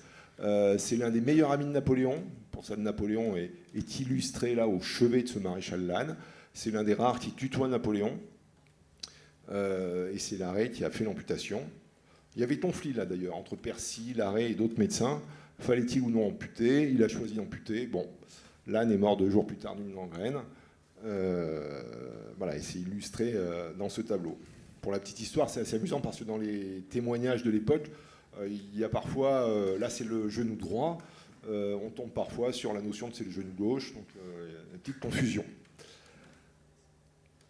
Et puis enfin va débuter, en 1812, cette terrible campagne de Russie. Hein. Terrible, 450 000 hommes au minimum, beaucoup d'étrangers en fait, mais 450 000 hommes, plus 150 000 qui vont être recrutés sur le trajet, jusqu'à la Pologne, un tiers de Français seulement. On estime qu'il en reste 60 000 au retour, 150 000 chevaux initialement, on estime qu'il en reste 0 au retour. Ça part tout de suite très mal, en fait, cette campagne de Russie. Déjà en Pologne, à l'aller, hein, là on est à l'aller, il y a 60 000 malades. À Vitebsk, il y en a 150 000, typhus, diarrhée, etc. C'est un voyage aller qui est marqué par la pluie. Il pleut tout le temps, et ça c'est terrible, parce que ça favorise bien sûr, d'abord c'est démoralisant, et ensuite ça favorise bien sûr les maladies. Il passe en gros par un chemin qui n'est pas tout à fait celui qu'a pris Hitler dans l'opération Barbarossa, mais qui ressemble un peu, hein, c'est d'ouest en est, en passant par la Biélorussie et la Lituanie pour atteindre la Russie. Et cette campagne va se transformer en véritable déroute, mais cette campagne a la particularité qu'elle se transforme en déroute sans perdre la moindre bataille finalement. Hein. Il n'y a pas de bataille réellement perdue par l'armée française, pourtant elle va subir une véritable déroute. La petite étoile rouge, là, c'est pas l'URSS, c'est le lieu de la Bérésina dont on va parler après. Il est présent, donc, bien sûr, en Dominique Larrey. Il est présent notamment dans la grande bataille de Borodino, dite aussi bataille de la Moskova, alors là, les historiens se disputent. Hein, si les historiens russes disent que c'est la Russie qui a gagné, les Français disent bien sûr que c'est les Français. Moi, je pense que c'est plutôt les Français. Mais que cette bataille a clairement montré aux Russes que finalement ils allaient gagner parce que, aussi grosse soit-elle, l'armée française avait perdu beaucoup d'hommes et que finalement, en multipliant les escarmouches, ils allaient petit à petit vider de sa substance cette énorme armée napoléonienne. Et il est représenté, Larrey, sur ce tableau. Hein, il est en train de soigner le général Morand qui a un débris facial, des lésions faciales, et dans ses mémoires, il décrit très très bien tout ce qu'il a fait sur ce général. Ils atteignent Moscou, pensant trouver tous les vivres, boissons et couvertures qui allaient leur permettre de se requinquer après ce voyage aller épuisant. Et comme vous le savez, les Russes ont brûlé, tout brûlé. En tout cas, ont brûlé Moscou et d'autres villes qui précédaient Moscou. À Moscou, on pense que c'est le gouverneur Rostopchine qui a libéré les prisonniers de toutes les prisons de la ville en leur demandant d'aller mettre le feu partout. Ce gouverneur Rostopchine, pour la petite histoire, il est connu pour une autre raison, peut-être que vous le savez, c'est le père de la comtesse de Ségur. Et elle est arrivée en France après, et elle est devenue l'écrivaine que vous connaissez. Fidèle à ses habitudes, il soigne les blessés des deux camps, aussi bien français que russes. Et surtout, par exemple, en conscience professionnelle poussée jusqu'au bout, il laisse des lettres aux collègues russes, lorsqu'ils vont repartir de Moscou, les Français, il laisse des lettres pour ces collègues russes pour qu'ils sachent ce qu'ils ont fait à leurs malades et qu'ils puissent continuer la prise en charge. Pendant ce temps, Napoléon hésite. Est-ce que je vais à Saint-Pétersbourg? Est-ce que je reste à Moscou pour l'hiver? Est-ce que je rentre en France? Finalement, il choisit la troisième solution, mais très tardivement, et l'hiver est déjà bien arrivé. Petite parenthèse, toujours intéressé par tout, Larrey. Désolé. Et il va décrire à ce moment-là quelque chose d'assez intéressant. C'est un mémoire sur le siège et les effets de la nostalgie. En gros, il décrit un peu un tableau dépressif chez certains soldats lorsqu'ils sont loin de chez eux, après plusieurs mois de campagne. Il décrit ça. Je ne sais pas pourquoi il le décrit spécialement en Russie et à ce moment-là, mais il l'exprime très très bien. La retraite commence, les Français repartent de Moscou, et là ça va être vraiment la débâcle que vous connaissez progressivement, essentiellement à cause du froid. Et là aussi, Larrey va se livrer à beaucoup d'observations sur les effets du très grand froid, puisque progressivement on va arriver à des températures de moins 25, moins 26. Les gelures, bien sûr, l'effet anesthésiant de la neige lors des amputations. Il décrit quelque chose, une entité qu'il appelle l'ataxie catarrhale de congélation, et qui, d'après les spécialistes, serait tout simplement la fièvre typhoïde. Mais à l'époque, la fièvre typhoïde n'était pas connue, puisque le caractère infectieux va être suspecté en 1820 et déterminé avec le bacille d'Hébert en 1880. Et puis, il assimile de façon fort légitime les plaies par congélation à la physiopathologie des brûlures. Tout ça dans un contexte de catastrophe, parce qu'ils partent de Moscou, et puis ils sont en permanence harcelés par des petits groupes de Cosaques, voire par les paysans russes. Bien sûr, petit à petit, l'armée se disloque. Voilà, ils décrivent très bien des régiments, des bataillons tout entiers qui fondent, qui disparaissent et qui noircissent de leurs cadavres la surface éclatante de ces plaines gelées. Tout est dit. Tout est dit, et on arrive au passage de la Bérésina, on est dans l'autre sens, on est en novembre 1812, et ça a donné lieu à ce que vous connaissez aussi, la débâcle de la Bérésina, la catastrophe de la Bérésina. C'est un petit fleuve, enfin c'est même pas un fleuve, c'est une rivière paisible pourtant normalement, très bucolique. On ne demande qu'à s'installer pour pêcher tranquillement, mais en plein hiver, elle est plus large, un peu plus large. Malheureusement, elle n'était pas gelée. Il ne faisait pas assez froid. Il ne faisait pas encore assez froid pour qu'elle gèle.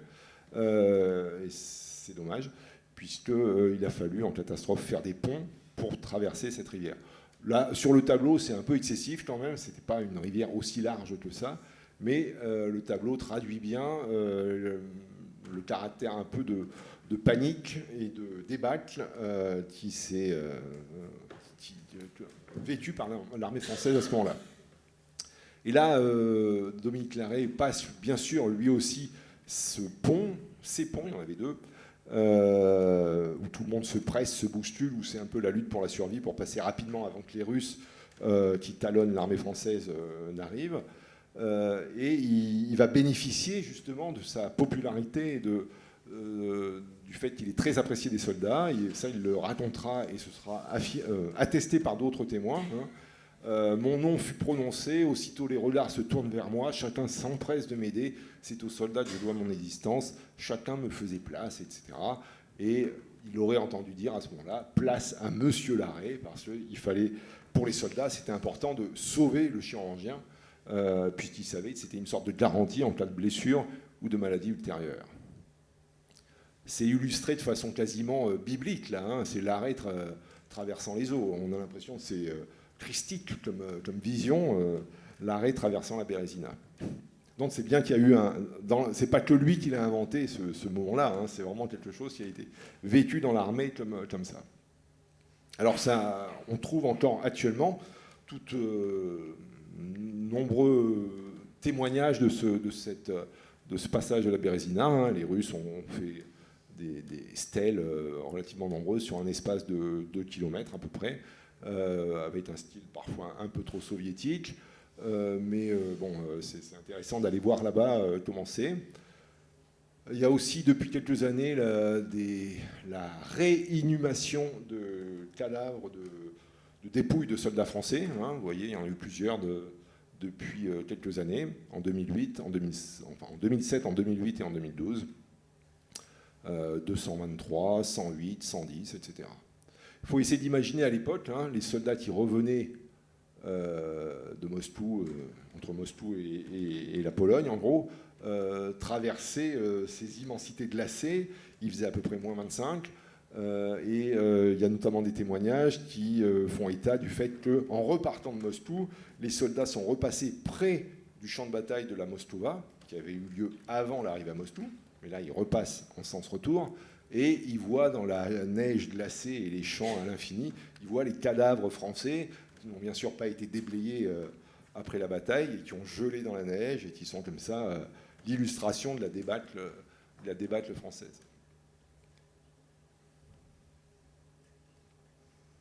Le corps de santé a payé un lourd tribut au Val-de-Grâce, au musée militaire. Il y a une plaque. Alors, je ne suis pas arrivé à la prendre en photo correctement, il y avait toujours des reflets. Mais il y a quand même beaucoup de médecins qui ont disparu, ou des chirurgiens, qui ont disparu lors du passage de la Bérésina.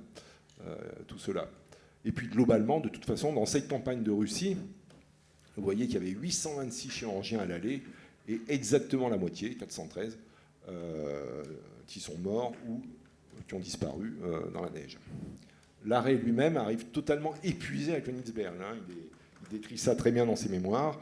Il a le typhus probablement, il est complètement épuisé, amaigri, mais il ne s'est pas arrêté. Il a une solide constitution, l'arrêt, très physique, très solide, très costaud, heureusement pour lui, et c'est ce qui lui permet d'arriver Weickelweil à Königsberg, frappé à la porte d'un collègue médecin d'ailleurs, qui va lui ouvrir éberlué à 3h du matin et qui va l'héberger pendant quelques jours.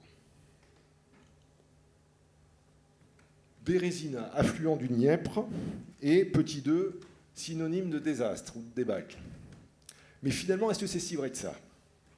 Là, je vous demanderai d'être un petit peu chauvin et nationaliste, s'il vous plaît. Parce que quand même, on peut aussi voir les choses à l'envers. Oui, bien sûr, la campagne de Russie, c'est un désastre. Mais ça aurait pu être 1000 fois pire à ce moment-là. Les 3 généraux russes, Kutuzov, Tchitchagov, et puis un troisième dont j'ai oublié le nom, pensaient absolument capturer Napoléon à ce passage-là, la Bérésina. Ils savaient qu'elle n'était pas glacée.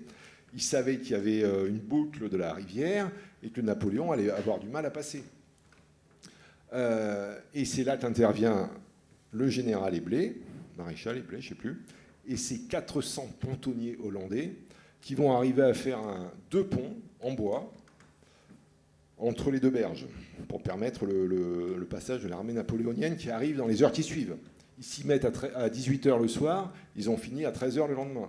C'est Eblé qui montre l'exemple en plongeant dans l'eau glacée, parce qu'il faut y aller, et ils seront 400 à y aller.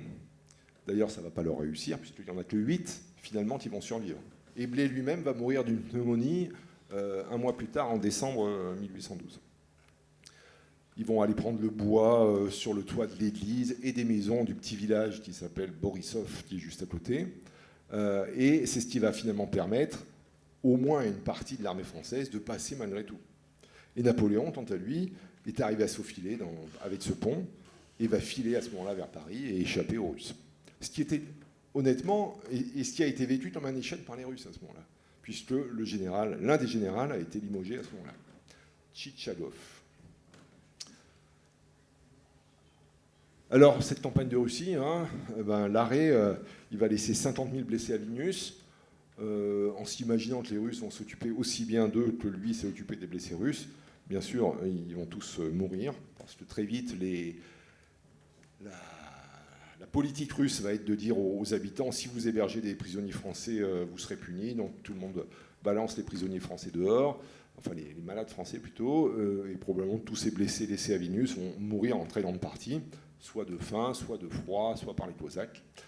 Il va trouver le temps quand même, pendant ce retour, d'écrire une lettre au tsar lui-même, puisque puisque le tsar le connaît, écrire une lettre au tsar pour essayer d'obtenir la libération de Degenet. Degenet, c'est celui qu'on a vu tout à l'heure quand Napoléon faisait des guili-guili, qui était là, médecin plutôt orienté infectiologie, et qui a été fait prisonnier par les Russes. Et Larrey va prétendre que c'est grâce à sa lettre que le tsar a finalement libéré Degenet.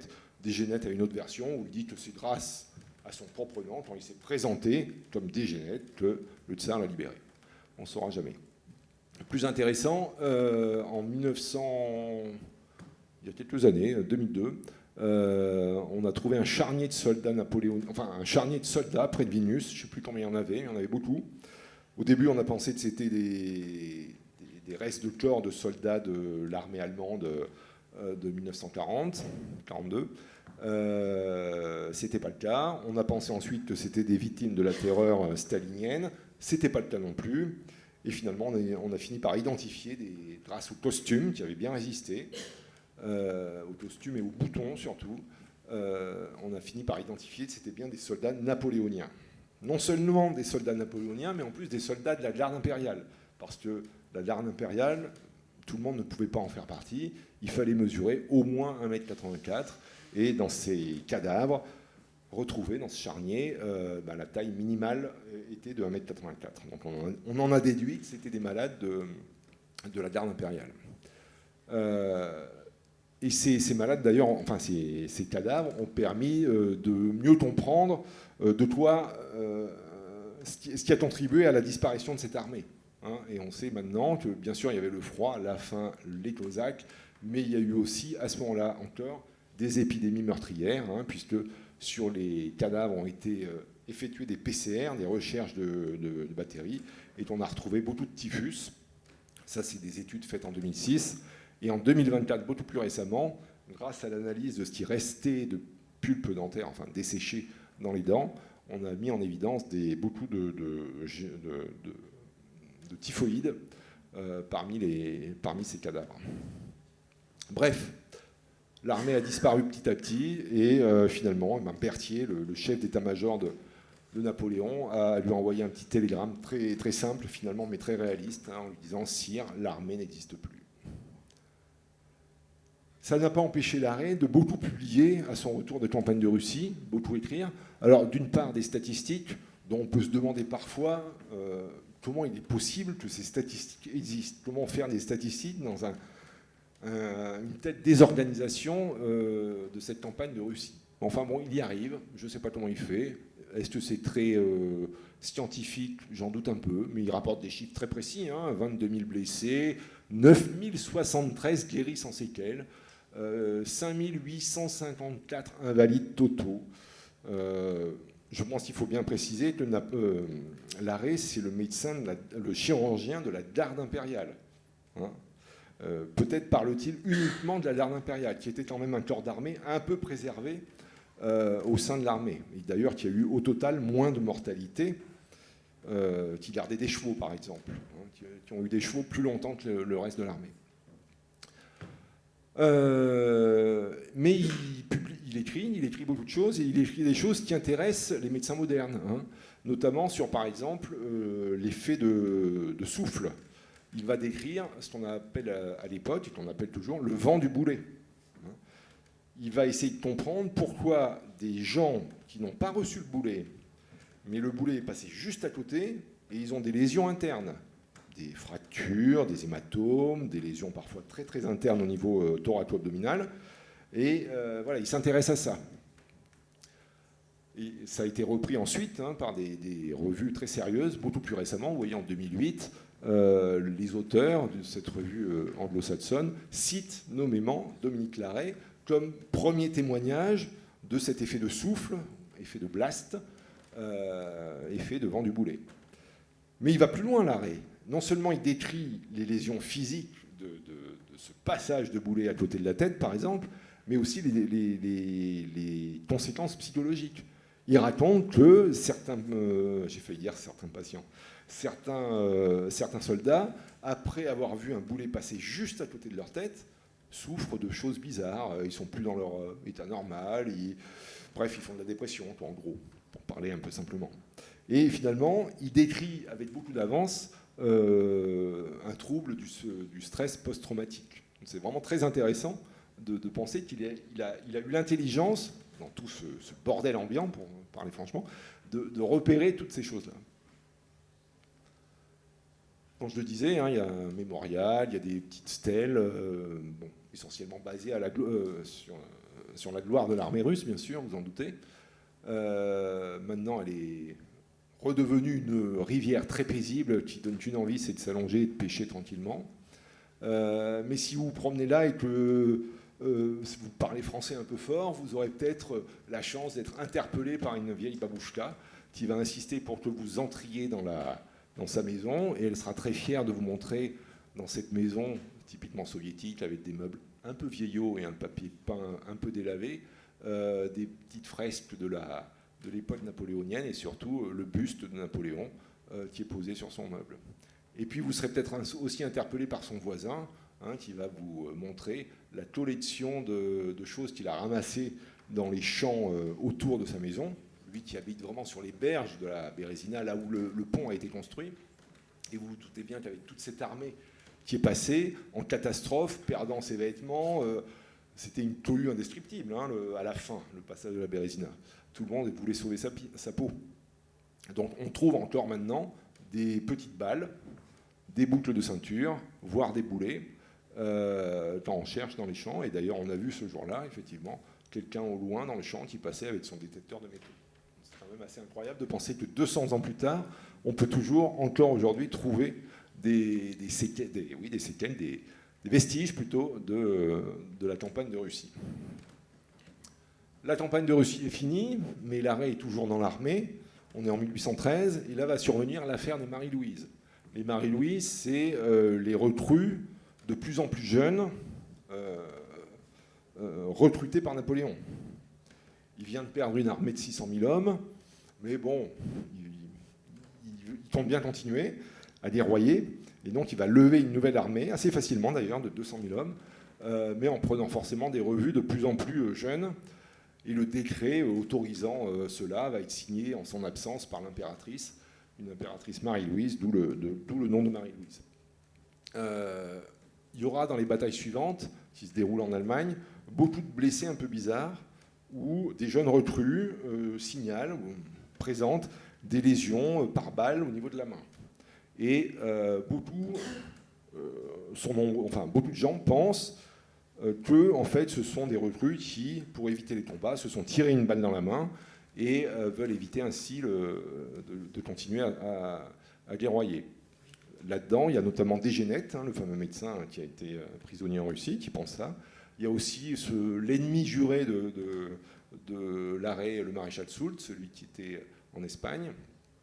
Et Dominique Larrey n'y croit pas. Donc, il va faire la première expertise médico-légale connue, finalement. Il va rassembler les 2000 ou 1500 sujets en question qui se sont blessés au niveau de la main. Il va rassembler une quinzaine de chirurgiens collègues à lui, et il va faire vraiment, cas après cas, un petit dossier pour chacun, essayer de comprendre comment il tenait son fusil quand il s'est blessé, et où il était par rapport aux autres, etc. Bon, bref, une véritable expertise, et il va arriver à la conclusion, qui paraît vraie, que finalement toutes ces jeunes recrues se sont blessées par inexpérience, par inhabitude, par maladresse, et il va présenter son rapport à Napoléon. Napoléon, dans un premier temps, sera furieux de ce résultat, parce qu'il souhaitait, lui, fusiller les 2000 ou 2500 militaires en question. Et puis Napoléon va réfléchir un petit peu, ça va durer 10 minutes, relire le rapport, et finalement se retourner vers l'arrêt en disant qu'un souverain ne peut être qu'heureux d'avoir un homme tel que vous. Parce que, probablement qu'en 10 minutes, il a compris que finalement, même pour son image à lui, Napoléon, il était sans doute mieux de ne pas fusiller et d'accepter cette version de l'arrêt. Donc c'est vraiment intéressant parce que c'est un premier rapport d'expertise connu. Il est présent à Waterloo. Alors là, la journée du 18 juin 1815, pour l'arrêt, c'est quand même ahurissant ce qui va lui arriver. Il est présent à Waterloo, bien sûr, comme toujours, avec son ambulance, comme toujours, avec ce dévouement et ce courage qui l'habite. Il a du travail, hein, parce que la bataille dure longtemps, elle est acharnée. les espoirs de victoire passent un coup à droite, un coup à gauche. On raconte que, on ne sait pas si c'est complètement vrai, mais on raconte que Wellington, le général anglais qui était en face, à un moment, voit l'arrêt passer sur la ligne de front, aller ramasser des blessés, et à ce moment-là fait signe à son canonnier d'arrêter de tirer dans cette direction, soulève son chapeau et dit « Je salue l'honneur et la loyauté qui passent ». Il paraît qu'il a dit ça, encore une fois, les versions divergent. En tout cas, ce qui est sûr, c'est qu'en fin de journée, quand l'armée française, malheureusement, enfin malheureusement, je ne sais pas si c'est malheureux, mais est défaite, il va être blessé au sabre, à coup de sabre, par les Prussiens, capturé. On va lui voler l'épée que Napoléon lui avait donnée en Égypte. On va lui voler le talisman que le fameux B avait donné à l'arrêt en Égypte aussi. Et en plus, sur cette épée de Napoléon, bien sûr, il est écrit Napoléon. Donc dans un premier temps, les Prussiens qui viennent de le capturer pensent qu'ils ont attrapé Napoléon. Ils sont extraordinairement, ils sont très heureux. Bon, finalement, ils comprennent que c'est pas lui. Et là, du coup, ils sont un peu furieux. Ils l'attachent, ils le déshabillent, ils lui mettent un bandeau sur les yeux et ils s'apprêtent à le fusiller. Et à ce moment-là, coup de chance, il y a un chirurgien prussien qui passe et qui reconnaît l'arrêt. Coup de chance extraordinaire quand même. Il est torse nu, le bandeau sur les yeux, pieds nus. Il est donc sauvé par ce chirurgien prussien qui va finalement l'emmener vers son général de brigade. Le général de brigade le connaît aussi. Et finalement, de fil en aiguille, il est emmené chez le maréchal Blücher, qui était le maréchal en chef des armées allemandes. Et finalement, ce maréchal Blücher connaît aussi l'arrêt, puisque l'arrêt, quelques années plus tôt, a soigné le fils de ce Blücher, blessé lors d'une bataille en Autriche. Et il se retrouve finalement à table avec ce maréchal Blücher. Et là, quand même, il faut réaliser la journée de ce monsieur Larrey, qui vient donc du fin fond de la vallée des Pyrénées.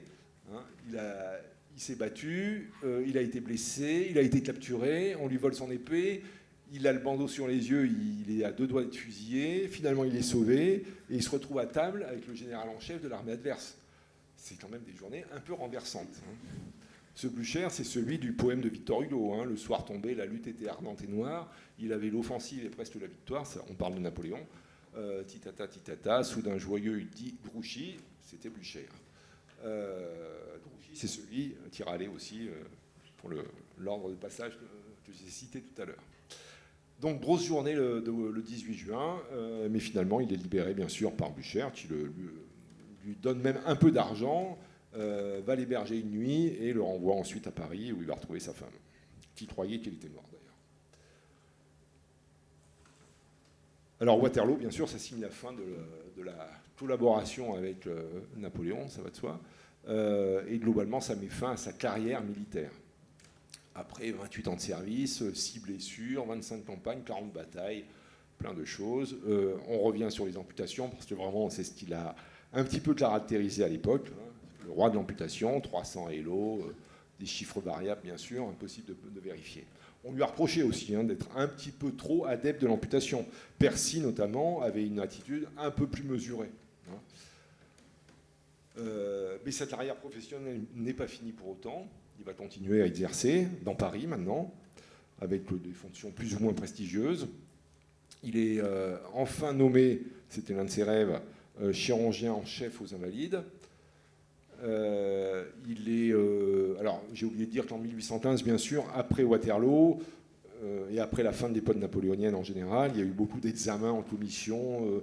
On vérifiait si les gens étaient compatibles avec l'exercice public, donc il fallait vérifier que, voilà, Larrey, du fait de ses antécédents de chirurgien et son courage et sa loyauté sur le front, a été absous à l'unanimité par la commission d'examen assez rapidement après Waterloo. Il échoue à l'Académie des sciences, on lui préfère Guillaume Dupuytren, encore lui. Il va jouer un rôle actif dans l'épidémie de choléra en 1832, qui fera 18 000 morts à Paris. Et il voyage beaucoup. Il voyage en Angleterre notamment, avec des anecdotes assez savoureuses quand il raconte qu'il est très étonné d'être connu en Angleterre. Il est connu, effectivement, dans le milieu médical. Il est très étonné aussi de voir dans les hôpitaux et dans les chambres des malades beaucoup de portraits de Napoléon au mur. Ça l'étonne, moi aussi. Et il raconte des anecdotes qui sont d'ailleurs elles-mêmes racontées dans d'autres, dans des revues tout à fait sérieuses, The Lancet, où un certain Colonel Weymouth raconte dans le Lancet donc que faisant partie de l'armée anglaise lors d'une bataille contre les Français, il s'est retrouvé entouré de soldats français qui s'apprêtaient à l'exécuter à coups de baïonnette. Et là, le médecin, Dominique Larrey, est intervenu et a stoppé le massacre et lui a sauvé la vie. Et donc ce monsieur Weymouth, 10 ou 20 ans plus tard, retrouve Dominique Larrey à Londres et vient lui exprimer toute sa gratitude. Il a plein d'autres fonctions à ce moment-là. Hein. Il est, bon, je passe là-dessus, inspecteur général, professeur, membre de divers instituts, correspondant de plein de facultés. C'est quand même relativement, à ce moment-là, une star de la chirurgie. Il est toujours aussi énergique. Hein. Lors des émeutes de 1830, je ne sais plus dans quel hôpital il a des malades en charge, et puis il y a des émeutiers qui veulent venir dans l'hôpital pour régler leur compte avec les malades, et il va faire un obstacle vraiment physiquement de son corps pour s'opposer à ça, et il va leur rappeler que voilà, son rôle à lui, c'est de protéger ses malades, et que leur honneur à eux, les émeutiers, c'est de ne pas venir toucher à des malades. Il part à la retraite en 1838, il a 72 ans. En 1840, 2 ans plus tard, il va assister au retour des cendres de Napoléon. Alors quand on dit les cendres, c'est pas les cendres, hein, c'est la dépouille mortelle de Napoléon, qui va revenir de Sainte-Hélène. Toute une histoire ce retour de Sainte-Hélène. Hein, c'est parce qu'il va falloir rouvrir le cercueil là-bas. Donc on envoie toute une équipe en bateau, française bien sûr, qui va retrouver les Anglais à Sainte-Hélène. On emmène le menuisier et le maçon qui avait fait le cercueil de Napoléon en 1821. On les emmène avec pour qu'ils soient, parce qu'ils sont les plus à même de savoir comment réouvrir le cercueil. On ouvre le cercueil, il y a un moment de grande émotion. Hein, ils sont une quinzaine autour de ce cercueil, beaucoup de Français, quelques Anglais. La première chose qu'on voit, c'est un crâne et puis des bottes ouvertes à l'avant, parce que les points de suture ont lâché, et les orteils qui dépassent, les os des orteils qui dépassent. On prend beaucoup de précautions, on transporte le corps dans un premier cercueil qui sera placé dans un deuxième cercueil, puis un troisième, et ainsi de suite, jusqu'à un total de 6 ou 7 cercueils successifs, 6 ou 7 enveloppes successives pour un total de 1200 kg. Ça va durer de minuit à 15h, à 3h de l'après-midi. Et puis on repart vers la France à bord d'un navire qui s'appelle la Belle Poule, juste au début de la Seine. Et au début de la Seine, on prend un deuxième navire qui s'appelle la Dorade. Et on arrive ainsi à Courbevoie, qui est représenté ici. Napoléon va passer la nuit là, enfin le cercueil de Napoléon va passer la nuit ici, gardé par un régiment de militaires au garde à vous, avant de, le lendemain, arriver triomphalement à Paris, hein, avec, paraît-il, entre 500 000 et 1 million de personnes qui sont sur les Champs-Élysées et qui voient passer Napoléon une dernière fois.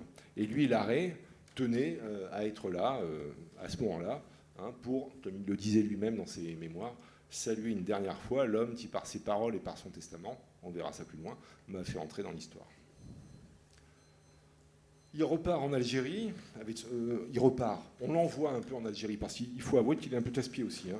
Depuis il a un fort tempérament, il est un peu aigri, en vieillissant, il est un peu casse-pied quand même, hein, et donc il pose beaucoup de problèmes à tous l'administration et de façon générale avec tous ceux avec qui il est amené à travailler. Et là, pour s'en débarrasser un peu, on l'envoie dans une mission d'inspection en Algérie. Il part avec son fils et fidèle à lui-même, il visite tous les hôpitaux à un rythme effréné. Il raconte même qu'il va opérer une dernière fois, faire une amputation d'un bras à un malade qui a une tumeur.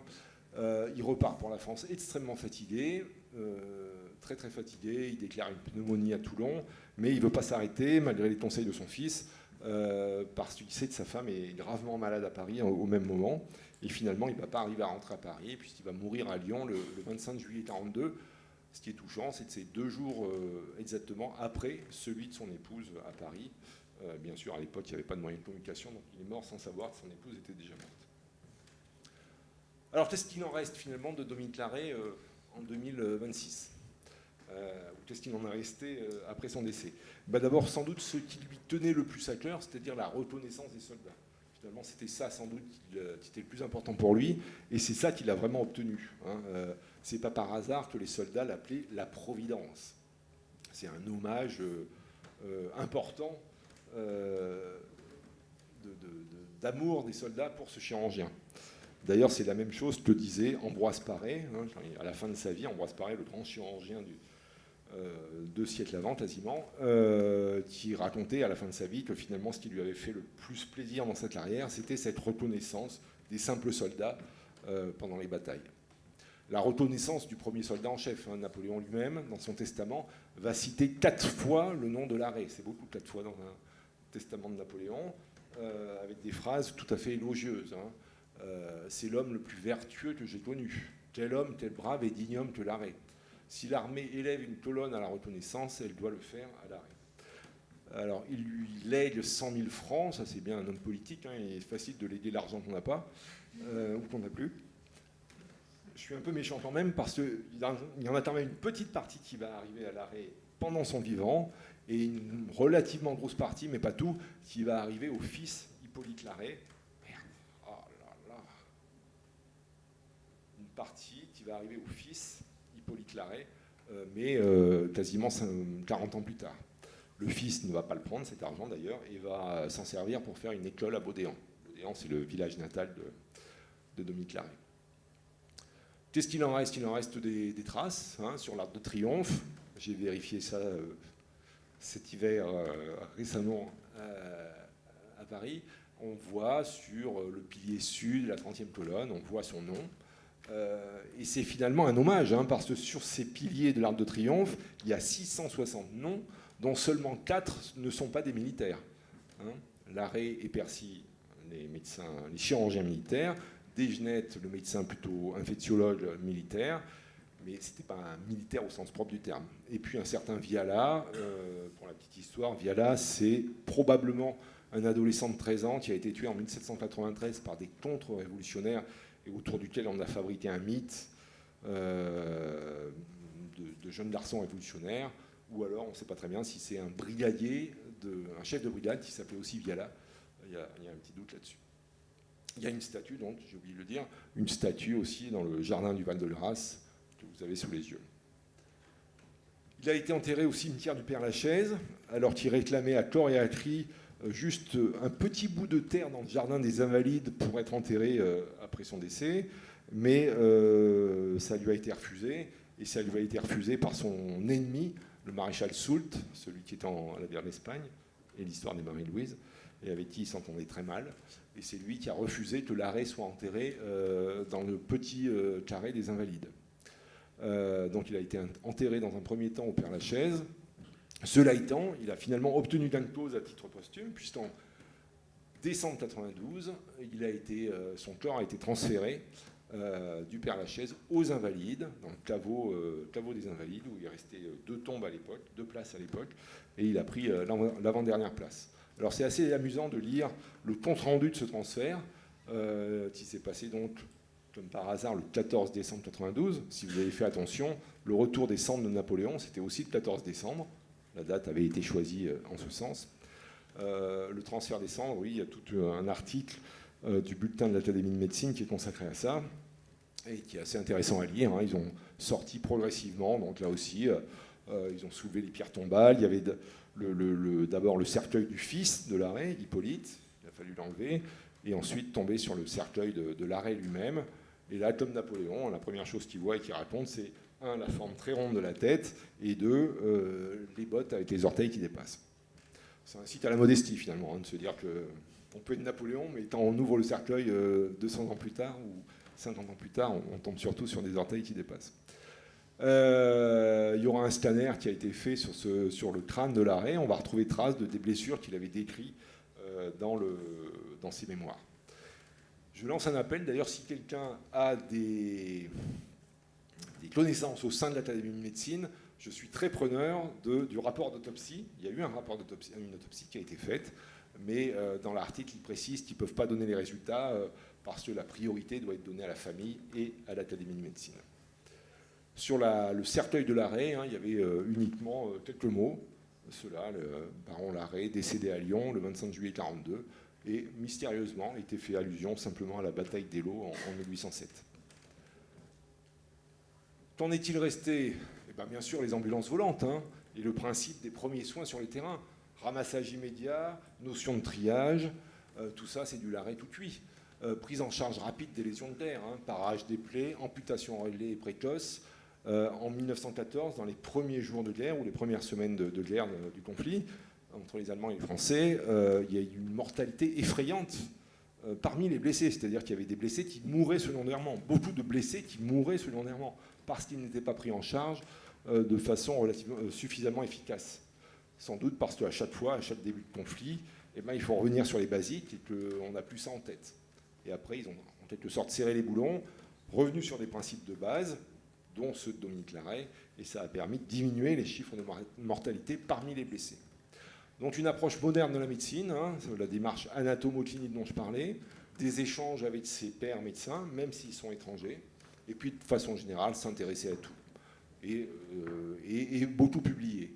Hein, il a décrit la fente de Larrey, donc cette petite fente sternocostale qui est responsable de ce qu'on appelle une sorte d'hernie diaphragmatique, un passage par le diaphragme de viscères abdominaux qui vont remonter dans le thorax et qui peuvent se manifester soit de façon bruyante chez le nouveau-né, là c'est normal, là il y a une remontée par le diaphragme de viscères abdominaux, soit de façon beaucoup plus discrète chez l'adulte, parce que ce sont des formes plus modérées. Il a laissé son nom à ça.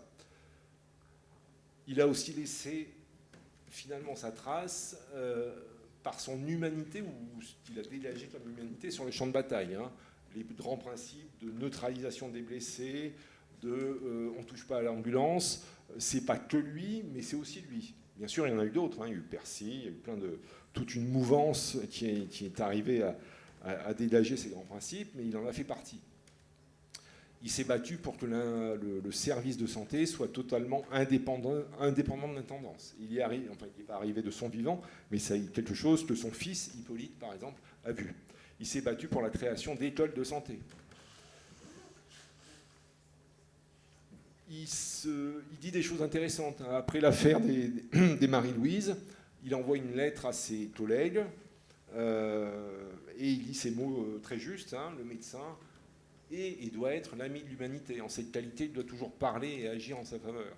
Vous devez toujours penser et soigner le coupable comme l'innocent, et vous ne devez voir que l'organisme malade, le reste ne vous regarde pas. Très juste. Il a inspiré Preuve qu'il était dans cette mouvance de la neutralité des soignants, c'est que un pharmacien, un certain Henri Arrault, dans les années 1850-60, a écrit à son fils, Hippolyte Larrey, en faisant référence à son père. Ce pharmacien Henri Arrault, c'est qui? C'est un oublié total, mais qui aurait pu être le Henri Dunant français. Dunant, c'est celui qui a créé la Croix-Rouge, la Convention de Genève, tout ça. Dans notre esprit, c'est associé à la Suisse. Mais si on avait été un peu plus malin, et si on avait davantage écouté ce Henri Arrault, ça aurait pu être quelque chose de français. Hein. Ce monsieur, qui était un ami de Georges Sand, a beaucoup bataillé à l'époque pour essayer de faire en sorte que ce qui va devenir la Croix-Rouge naisse en France. Donc il écrit à Hippolyte Larrey pour essayer d'avoir un soutien, en faisant référence à son illustre père. Malheureusement, il semble que Hippolyte Larrey n'ait jamais répondu à cette missive. Petite parenthèse sur Hippolyte Larrey, d'ailleurs. Lui, il va suivre la voie de son père. Hein. Je pense que c'est surtout son père qui ne voulait pas qu'il fasse autre chose que de la chirurgie militaire. Donc, Hippolyte fait de la chirurgie. Comme son père, il est premier au concours. Il va devenir ultérieurement le chirurgien de Napoléon III. Et surtout, c'est paradoxal, mais c'est comme ça, il va être le premier titulaire de la chaire de chirurgie de terre lorsque celle-ci est créée en 1852. Son père aurait été fier de lui. Ce qui est plus ironique, c'est que ce sera un tenant de la chirurgie conservatrice raisonnée. 3 petits points, parce que est-ce que c'est par réaction à son père qui faisait quand même des amputations à tour de bras? On ne le saura jamais. Et puis, enfin, il va être enterré avec son père au Père-Lachaise, hein, avec une plaque tombale quand même assez évocatrice, digne de son père. Je trouve que c'est un peu lourd à porter comme épitaphe. Et c'est de lui que, enfin, l'hôpital Larrey à Toulouse, en fait, c'est l'hôpital Hippolyte Larrey. Je ne le savais pas. Qu'en est-il resté? Un témoin exceptionnel, hein, d'une époque quand même très particulière. Pour revenir à cette peinture un peu naïve que je vous ai déjà montrée tout à l'heure, elle n'est pas si naïve que ça, et elle témoigne d'un épisode très réel. C'est une peinture anonyme qu'on voit au Val-de-Grâce, et qui s'appelle Larrey opérant le soldat Repsamen, je crois. Et ce fameux Repsamen est un tout jeune soldat, lors d'une bataille en 1813, qui, lors de la bataille, se prend un boulet sur la jambe. On voit la jambe abîmée, là, la jambe droite. Larrey commence à le prendre en charge, l'emmène vers l'ambulance volante, et à ce moment-là, un deuxième boulet vient arracher le bras de ce pauvre garçon. Larrey veut l'opérer, mais n'a personne avec lui. Il n'y a pas d'aide, il n'y a pas d'infirmier disponible. Et à ce moment-là, il voit arriver le père de ce garçon, qui est lui-même soldat. Le père aussi est soldat. Et Larrey se tourne vers le monsieur, lui dit je voudrais bien l'opérer, il faut l'opérer tout de suite, mais j'ai personne pour m'aider. Est-ce que vous êtes prêt, est-ce que vous vous sentez prêt à m'aider? Et le père, bien sûr, va accepter. Larrey opère le soldat en question. Et pour la petite histoire, j'ai découvert ça il y a 3 jours aussi, j'étais assez amusé. Pour la petite histoire, ce garçon va survivre à ses blessures grâce aux amputations de Larrey. Donc il va faire 2 amputations en quelques minutes d'intervalle. Et ce jeune garçon va survivre, va vieillir et va se découvrir une véritable passion pour la musique, et notamment pour la flûte traversière. Et il va inventer un instrument permettant de jouer de la flûte traversière avec juste un bras, donc en s'aidant d'un pied et d'une main. Et on trouve ce dessin de lui sur Internet. Ce qui est encore plus intéressant dans la description que fait Larrey de cet épisode, parce qu'il le décrit dans ses mémoires, c'est le fait qu'il a une compréhension intuitive qu'il faut aller vite. Là, on est typiquement dans une situation d'urgence. Un bras en moins, ça coule beaucoup. Un bras et un pied en moins, ça saigne encore plus. Et il le dit lui-même en toutes lettres à la fin de son chapitre consacré à ce soldat. Quelques instants plus tard, il était mort. Il a entièrement raison. C'est-à-dire quelques instants plus tard, choc hypovolémique, décompensation et choc cardiaque, enfin décompensation cardiaque. Donc il sent tout ça intuitivement, alors qu'à l'époque, il n'a pas encore les notions très claires sur l'hypovolémie, etc. C'est un témoin exceptionnel quand même, hein. Il y a peu de gens qui peuvent se targuer d'avoir été à la Bastille, d'avoir rencontré Napoléon, d'avoir été à Austerlitz, plein de batailles, d'avoir été à Moscou, d'avoir vu l'incendie de Moscou, d'avoir traversé la Bérésina, d'avoir été à Waterloo, d'avoir mangé avec Blücher. Enfin, c'est assez ahurissant. Et tout ça, il le raconte dans plusieurs tomes de mémoire. J'en ai mis 2, mais il y en a d'autres qui sont assez intéressants. Il sert beaucoup à plein de gens, hein. Il y a des gens du CNRS, des philosophes qui vont essayer d'analyser la débâcle de Russie par la vision de Larrey. Les Larrey, les Percy et tous ces médecins, ils sont très intéressants pour les historiens. C'est des gens qui sont au cœur des choses. Vraiment, on ne peut pas être plus au cœur des choses que Larrey. Hein. Quand il coupe la jambe au maréchal Lannes ou à n'importe quel soldat, il est vraiment au cœur de l'action. Et en plus, c'est des gens qui sont intelligents, enfin, éduqués, qui parlent bien, qui s'expriment bien, qui écrivent bien. Donc c'est des sources, c'est des témoignages extraordinaires a posteriori, 200 ans plus tard.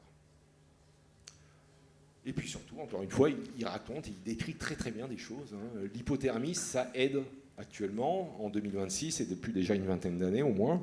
On sait que l'hypothermie, ça peut par exemple aider à préserver le cerveau de nouveau-nés qui ont une souffrance cérébrale importante lors de la naissance.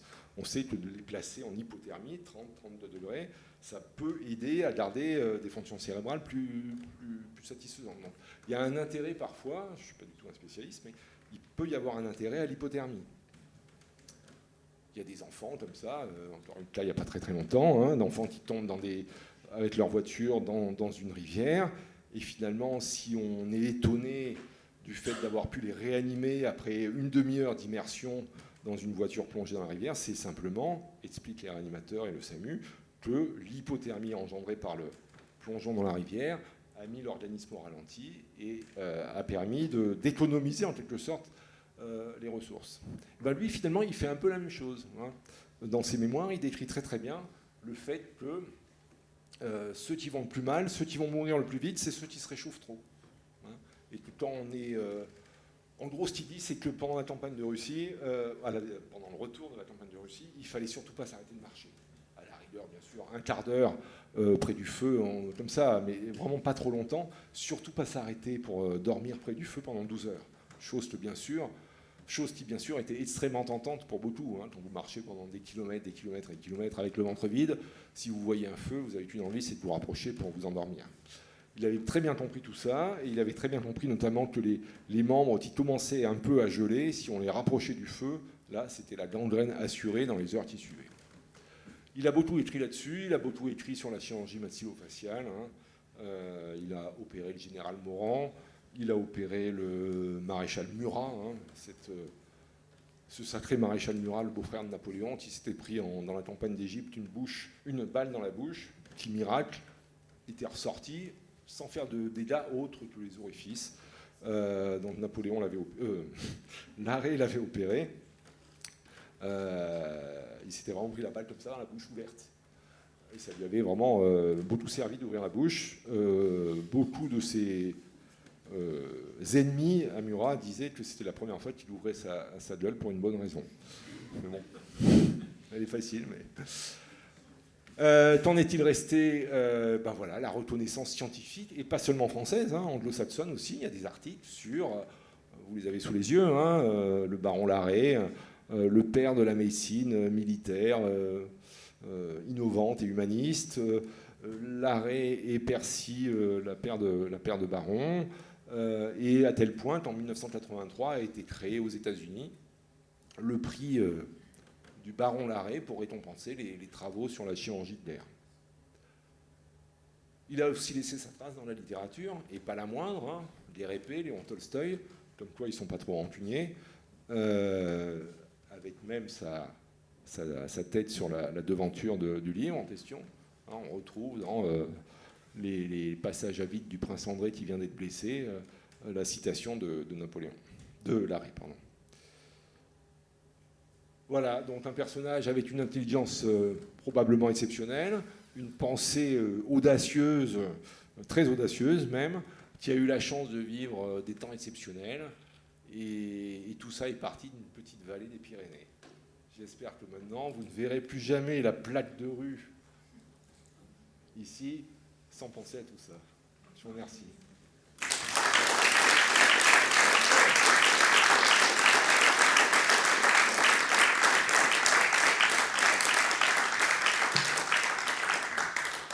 Voilà, alors je crois qu'après cette très impressionnante et très complète présentation du docteur Larrey, et extrêmement bien documentée, je ne sais pas s'il vous reste des questions à poser parce que comme je l'ai dit, c'était quand même extrêmement complet. Pas de questions? Il était très casse-pied quand même. Je ne vais pas parler de sa vie familiale, mais il faut avouer que sa femme n'a pas vu beaucoup. Enfin, au début, en tout cas. Il a eu un fils, donc il a sans doute bien prouvé, tu vas faire chirurgie mon fils, etc. Et il avait une fille, il avait une fille qui était plus âgée de son fils, pour la petite histoire, qui est tombée amoureuse d'un chirurgien, un certain Claude, qui venait souvent manger chez eux.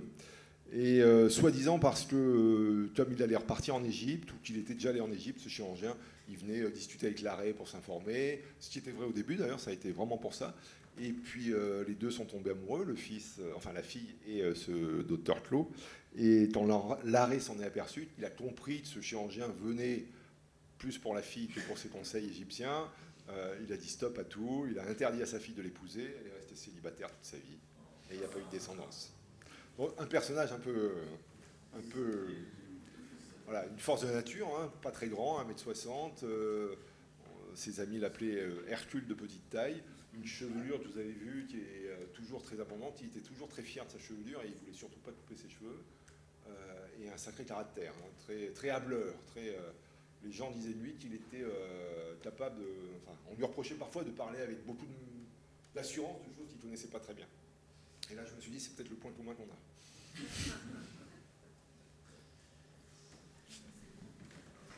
Merci encore pour cette dernière anecdote. Bon, voilà, il me restait deux choses à juste vous signaler qu'à la bibliothèque, nous possédons les mémoires du docteur Larrey en 2 volumes, et ainsi que les mémoires du baron de Percy, qui, comme l'a signalé le docteur Piguet, a été un peu son rival en même temps que ami, hein, et ils se sont un petit peu opposés sur le côté le point des amputations. Voilà, il nous reste donc à remercier vivement encore M. Piguet pour cette superbe présentation et conférence sur le docteur Larrey, et de vous remercier à vous d'avoir assisté à notre conférence de ce soir. Merci.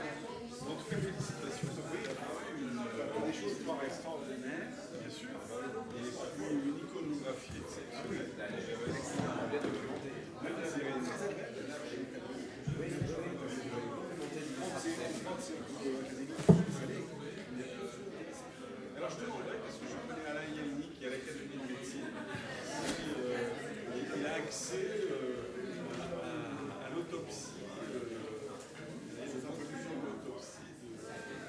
Tu penses qu'il est mort d'une pathologie infectieuse?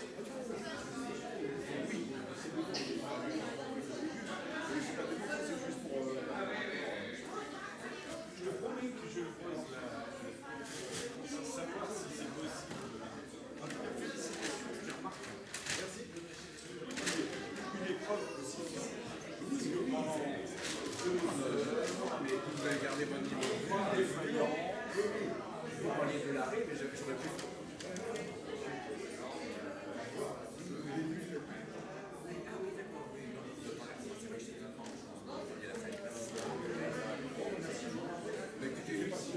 Non, mais j'ai trouvé on a défailli.